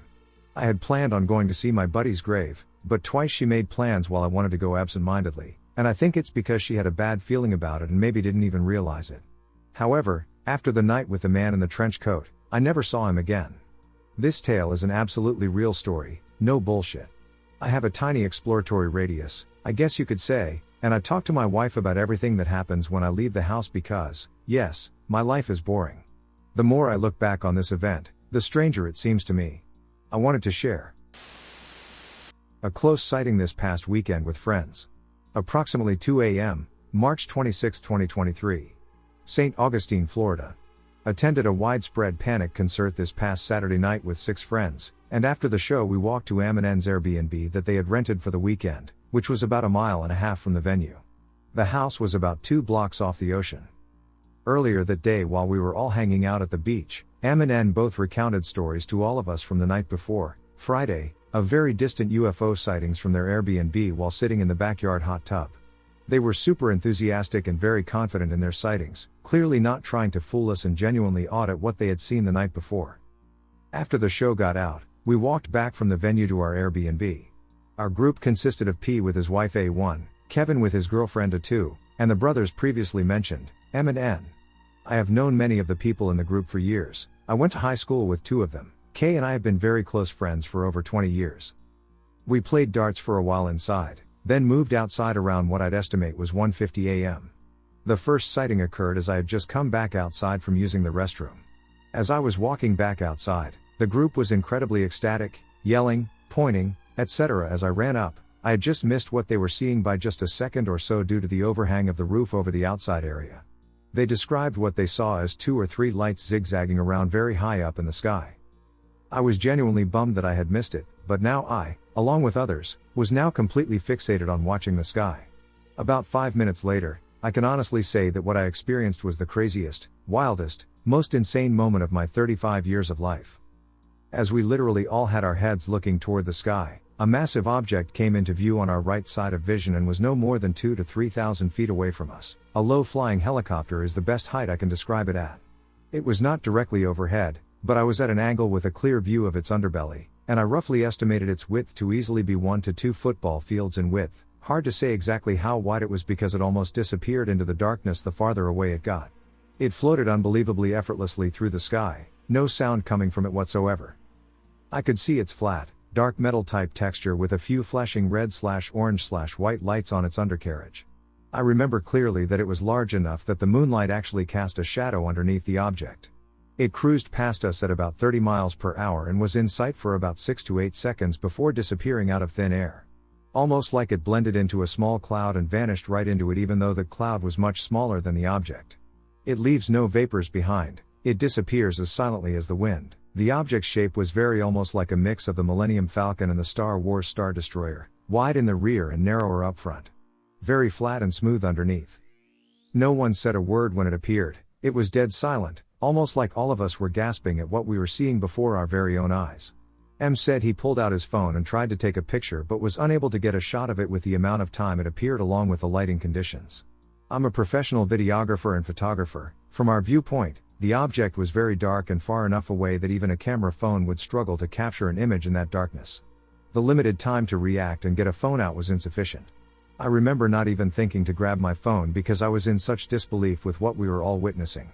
Conditions were clear, with a fingernail moon, about 70 degrees out, and lots of star visibility. Kay did not see the large object, he was inside the house when it appeared. I ran outside and yelled at him to come out right after it happened. Looking back, the best way I can describe what happened is that the object literally flew in, dropping thousands of feet per second, landed right in our line of sight, and then took off again. Afterwards, everyone was, what's the best way I can describe it? Mind blown. We all had so many questions about what we had just witnessed. I remember feeling very high on adrenaline, but then a few minutes later, almost a sense of fear came over me and over the group. The girls were pretty shaken up, and they went inside for a few minutes. The guys were now outside sitting around the table, all admitting how ducking scary that was, but we were also absolutely awed at the technology we had just seen. The length of it, how quiet it operated, how it effortlessly floated like a cloud in the sky. It vanished without skipping a beat, how you would imagine it to be done in the movies, except it was dead silent. Looking back, how quietly the object moved made it incredibly scary to be in sight of. We all agreed that something that quiet, that large, that obviously insanely powerful object flying like it did was chilling to the bone. Just recounting the story a day later gives me the chills. About 10 minutes after that, we saw 2 boomerang-shaped objects following each other closely across the sky, at very high altitude but very visible, disappearing into the universe. After that, I started calling/texting friends/family that might be up. I almost felt the need to warn them or see if they were seeing anything in their areas. No one was up except my friend D, who answered in California but was not really interested in hearing about it, which was understandable given the time and circumstances. The best way I justified why I called him is that I'm not going to randomly call you on Saturday night at 2 a.m. and tell you I saw a ducking UFO if I didn't actually see one. He agreed and said, "Be safe and call me in the morning." I spoke to many friends the next morning, telling them about what I am writing now. We watched the sky for about an hour longer after the large object sighting, and then we called an Uber back to Kay's family condo about 15 minutes away down the beach. P and I sat out on the porch when we got back and witnessed a light in the sky very far in the distance moving slowly towards the horizon, disappearing and then reappearing somewhat further down the path it was going. We went to bed around 4 a.m., non-stop thoughts racing over what we had seen. I hopped online to see if anyone else had reported similar sightings. I came across several accounts that resembled our experience, but I did not find any accounts detailing an encounter as close as ours.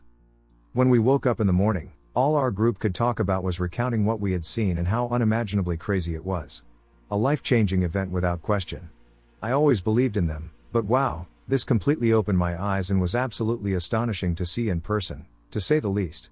I told everyone in the morning to text me what they had witnessed so I could have it on record from a few different perspectives. I contacted a nearby hotel within the line of sight, and after explaining the situation, their manager agreed to review their security cameras. However, I suspect the hotel may be situated slightly too far north, so I plan to follow up with them tomorrow. I also reached out to a local restaurant, but the manager was uncooperative and said that none of their cameras faced that direction, so I left it at that. I'm sure I will get some flack from non-believers and whatnot, which is to be expected. I'm sharing this here to help others who recognize this phenomenon better understand what is happening and possibly gain insight into what my friends and I witnessed this past weekend. In 1976, 4 Arizona men encountered aliens setting up a barbecue, possible time travelers, hybrids, or secret military operation? Date of incident, October 1976. 4 men were searching for turquoise in a vein in Kelvin, Arizona, when they suddenly noticed the desert floor moving silently across the sky, revealing a strange craft that had camouflaged itself and was descending toward the ground. When the craft landed, a ramp extended from it, and 2 seemingly human-looking men wearing t-shirts and shorts stepped out first, followed by 2 women and 3 children who also exited the UFO. The men brought down what looked like a barbecue grill from the object while the women took out what resembled a cooler, and the men proceeded to go back inside to set up a table and metallic chairs for them to dine on. The children played with toys that they had brought out from the craft, while the women went back inside to retrieve food for the gathering happening outside. If all this wasn't peculiar enough, one of the men walked towards the witness and asked what they were doing, and when the men responded, they were searching for turquoise. The being replied, he would never understand human fascination with rocks, and walked back towards the rest of the group. The entities waved goodbye to the 4 men before leaving. Analysis: this is one of the weirdest encounters I've heard in a while, not because anything truly bizarre happens but because, in fact, the opposite happens, where the beings act so human that their behavior contrasts with the situation at hand. Unlike others who dismiss such cases for having humans in them, this scenario actually isn't a rare occurrence, as humans have been seen in multiple UFO abductions and encounters, with some even saying or implying that we came from them, so it's not as far-fetched or sci-fi as some might postulate. However, based on the behavior of the beings, I believe it is more likely that they were actually Earth humans rather than beings from space or another dimension, as various hints indicate their Earth origin. The first hint is that these beings wore regular human clothing, which is unusual because we rarely see hybrids in UFO encounters wearing human clothes. Instead, they typically wear jumpsuits or other attire similar to that of other aliens in such cases. Additionally, the second hint is their participation in a common activity like a barbecue, which indicates that these beings understand Earth culture well enough to know what a barbecue is and how to conduct one, further suggesting that they are not aliens. The third hint is that they looked exactly like humans with no discernible differences from us according to the report. With all these signs and behaviors coming together, it becomes apparent that this wasn't exactly an alien encounter but instead a black-budget operation of some kind or possibly time travel, as there would be no reason for aliens or hybrids to do this sort of activity and risk getting caught. The fact these beings felt comfortable enough to do this suggests that they didn't need to worry about repercussions since they probably knew that no one would believe what they saw anyway. The possibility that these individuals were humans operating a secret military aircraft or time machine is plausible, as evidenced by previous alien encounters.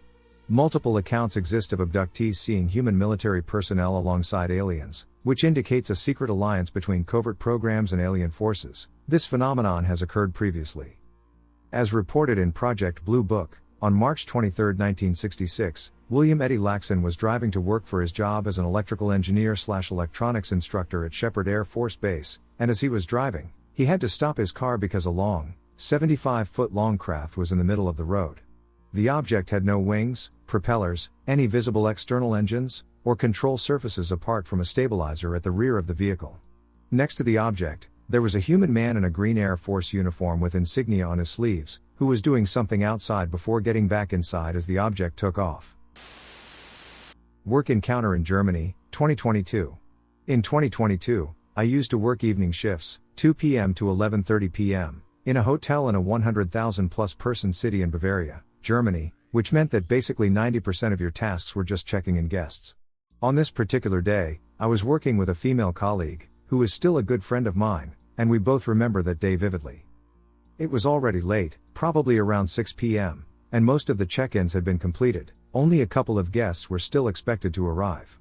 This meant that we were mostly just chatting to each other and not working. Then, a family of 3 arrives: mom, dad, and son. The thing is, all 3 looked like default caricatures. The dad was super tall and skinny, bald, and wore a massive backpack and sandals, like a German tourist caricature. The mom was short, curvy, and blonde, once again like one of those typical Oktoberfest waitresses, and the 7 or 8-year-old son was just like a default character in a video game. As soon as they entered the lobby, a noticeable shift in atmosphere occurred. For some reason, the family appeared so tense that my colleague and I also became tense and serious, even though we usually chat with our guests. Anyways, I checked them, they didn't make a sound. I showed them the elevators, and as soon as they turned the corner, the tension was gone. My colleague immediately whispered to me, "Damn, what was wrong with them?" I shared the same sentiment, but we soon set it aside and continued our conversation. Then, the next guest arrives. Bear in mind this is at least 10 minutes later, maybe even 20. A normal lady arrives, and after we check her in, she asks us about restaurants in the city. Then once again, I show her where the elevator is. She goes there, and we hear the elevator door open. She immediately says, "Oh, sorry," and we hear the door close again. I thought it was some cleaners going into the basement, as that is where the cleaning supplies were. But then, the lady comes back to us and tells us that there's a family in the elevator just standing, and they aren't going anywhere. Both my colleague and I were like, no ducking way. We walked up to the elevator, pressed the button, and sure enough, it opened instantly to reveal the strange family standing inside like mannequins, gazing ahead without looking at us. Then after like 3 seconds my colleague says, "Are you guys okay?" And this reactivated them. Still super weird, but they start politely smiling, and the mom says, first time she says anything, "BTW, we are okay, thank you for asking," and the dad presses the button that takes them to their floor. Then we wait, call the elevator again, and the other lady also gets to her room. My colleague and I then go back to the reception and just look at each other like, WTF is going on? Those caricature-looking, NPC-behaving people were just standing in the elevator in idle mode for 10 plus minutes. Even now, 4 years later, we both remember this story, and it's a thing that gets brought up by our friend group whenever we see someone behaving oddly. One of our friends said that they might have zoned out from being tired, but this encounter was too weird for my taste. 2 encounters about 10 years apart. Tell me what you guys think. Thanks. Hello and thank you in advance to everyone who takes the time to listen to this. I remember both occurrences like they happened literally yesterday. They have stuck with me, and only now am I sharing them.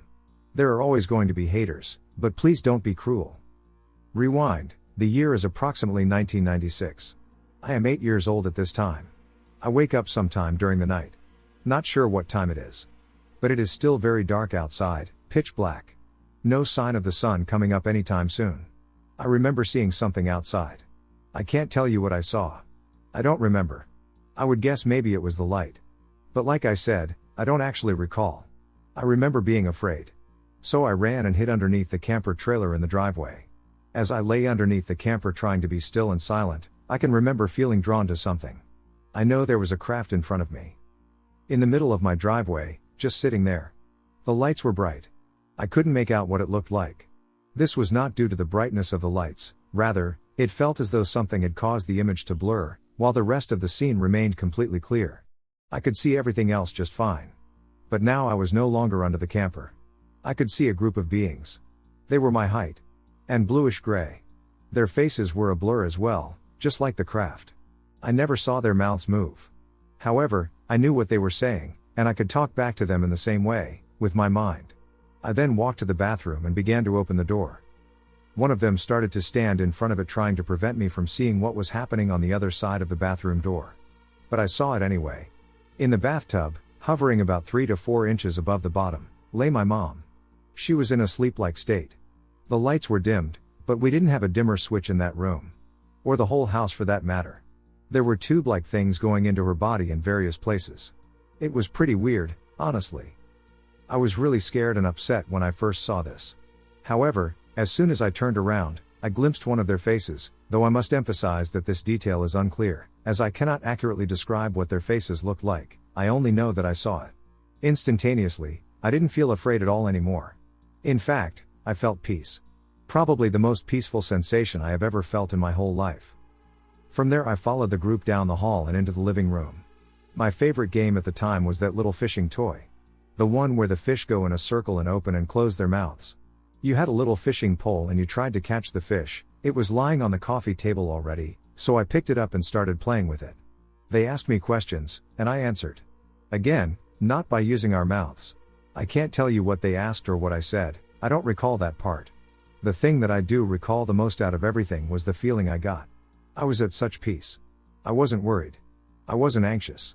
I wasn't sad. I wasn't upset. For someone who has struggled my whole life with anxiety and depression, that feeling of total inner peace was astounding. The next day I brushed it all off as a dream and continued with life. But I never could forget any of this. I still remember it like it just happened.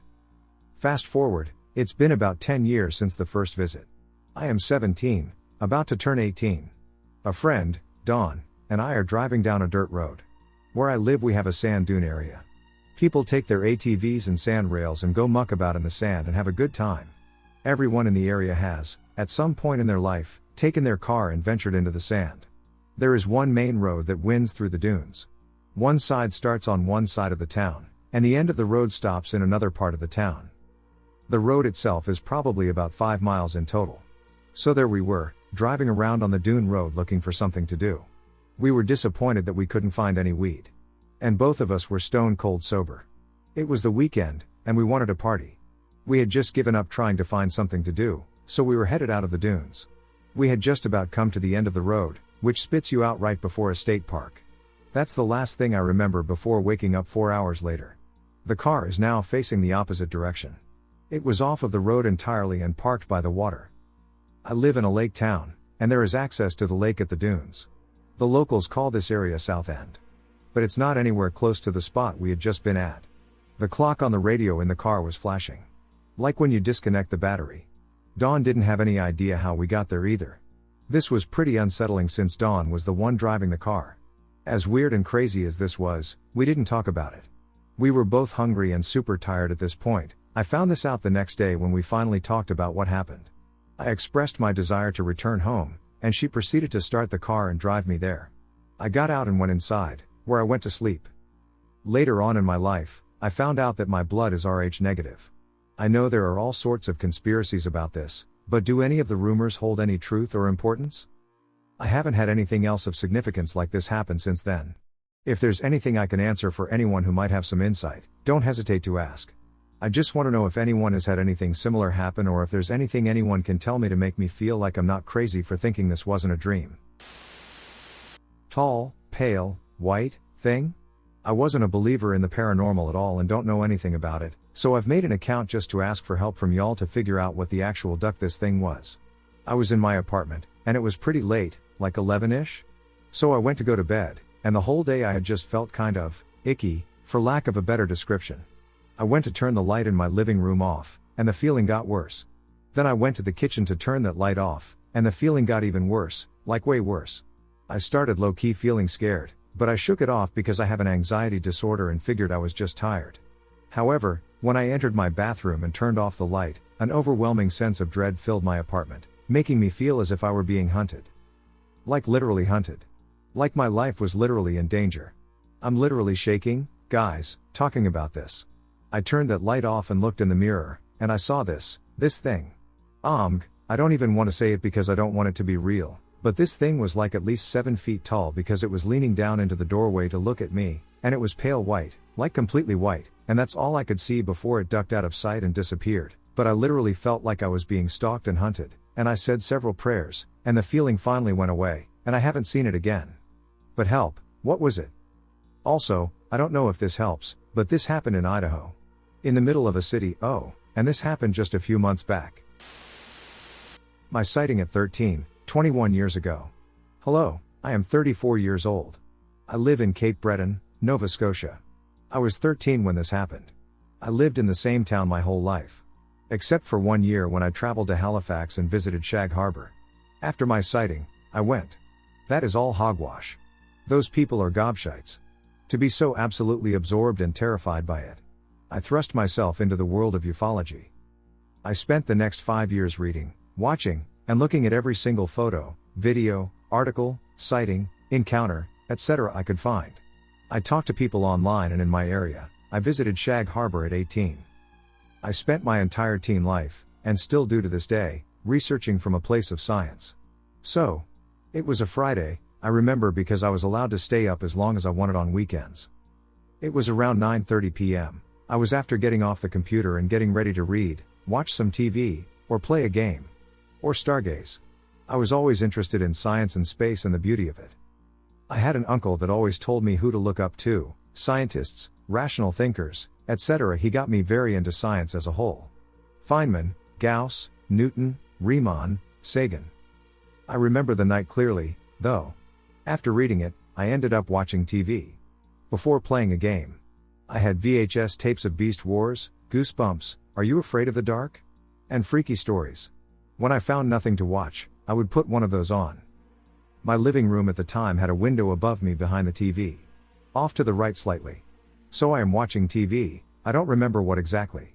However, I recall stopping the VHS tape, turning on the PlayStation, and playing Spyro. It was about 2:30 or 3 o'clock at this point. My father got up to use the washroom and went back to bed. My sister went to sleep. I got up to get a drink and saw something out of the corner of my eye. Outside the window. Above the high school. Now, where I lived, I literally could walk outside my house, take 2 steps, and I was on school property. I see this light above the school and say to myself, I've got to see what that is. I thought it might be a meteor shower, space junk, a comet, or something similar. I grabbed the binoculars. I looked out the window to see if I could see it. I couldn't really get a good look, it was too blurry through the window. So I went outside to have a look. Around 3 a.m., it was not very bright in my small town. I look out towards the school. I see something I can only describe as a ball of metal. It resembled a flowing liquid metal, but to my eyes, it seemed to be taking the form of a sphere, occasionally condensing in on itself and rippling. As if the surface rippled like water. Or the light from it appeared that way. It was circular, bright white, and almost silvery. At times it seemed that the light coming from it faded, and I could see that it was a solid sphere, silver in appearance. I do not know how big it would be. A guess would be the size of a 2-seater passenger plane, or an old World War I biplane. It darted from above the school to the hospital in the blink of an eye. For some perspective, that distance was about 1/4 of a km. But on a somewhat linear path. I had my eyes glued to it, and the only way I can describe what happened is that it blinked out of existence. I could no longer see it. I scanned around the sky with the binoculars but found it was above a church about a full kilometer away. The same strange ball is rippling like metal. I was outside for, I believe, 25 to 30 minutes. This timing is based on my return between 3:30 a.m. and 4 a.m. My brain could not comprehend what I was seeing. I literally thought I was dreaming or experiencing some type of hallucination. I felt as if what I was seeing was straight out of a movie or sci-fi book. It was like it was darting around our entire town at random intervals, going from one part to another within a blink of an eye. The distance it traveled from the school, to above the hospital, to the church is, in total, 1.4 kilometers. I snapped to, and for some reason started crying and ran to my dad and woke him up. "It's a satellite," he said.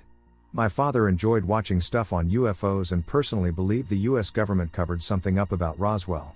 But never, ever really said much. Other than that, it's a satellite. And to not tell anyone and be very firm and kind of mean with telling me to shut up about it. He told me to go sleep. I was terrified, for whatever reason. I was so scared after it that I did not sleep for months unless one of my parents was awake while I fell asleep. Which was always my father. I actually really struggled with whatever I experienced that night for a very long time.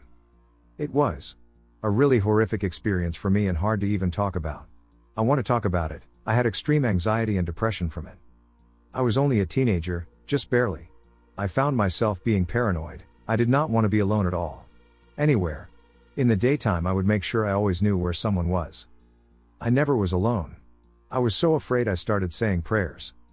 I spent the next 5 years researching everything I could find related to UFOs, and as a result, I became an expert on the subject. The sensation I had from it. I felt a oneness kind of. But also so completely overwhelmed with fear. It felt as if my skin were trying to escape my body. My spine burned, and the entire time I was filled with thoughts of this is amazing. And I am going to die. I need to get in the house. All the hair on my body was standing up. I was sweating. When I got in the house, my shirt was nearly stuck to me from sweat.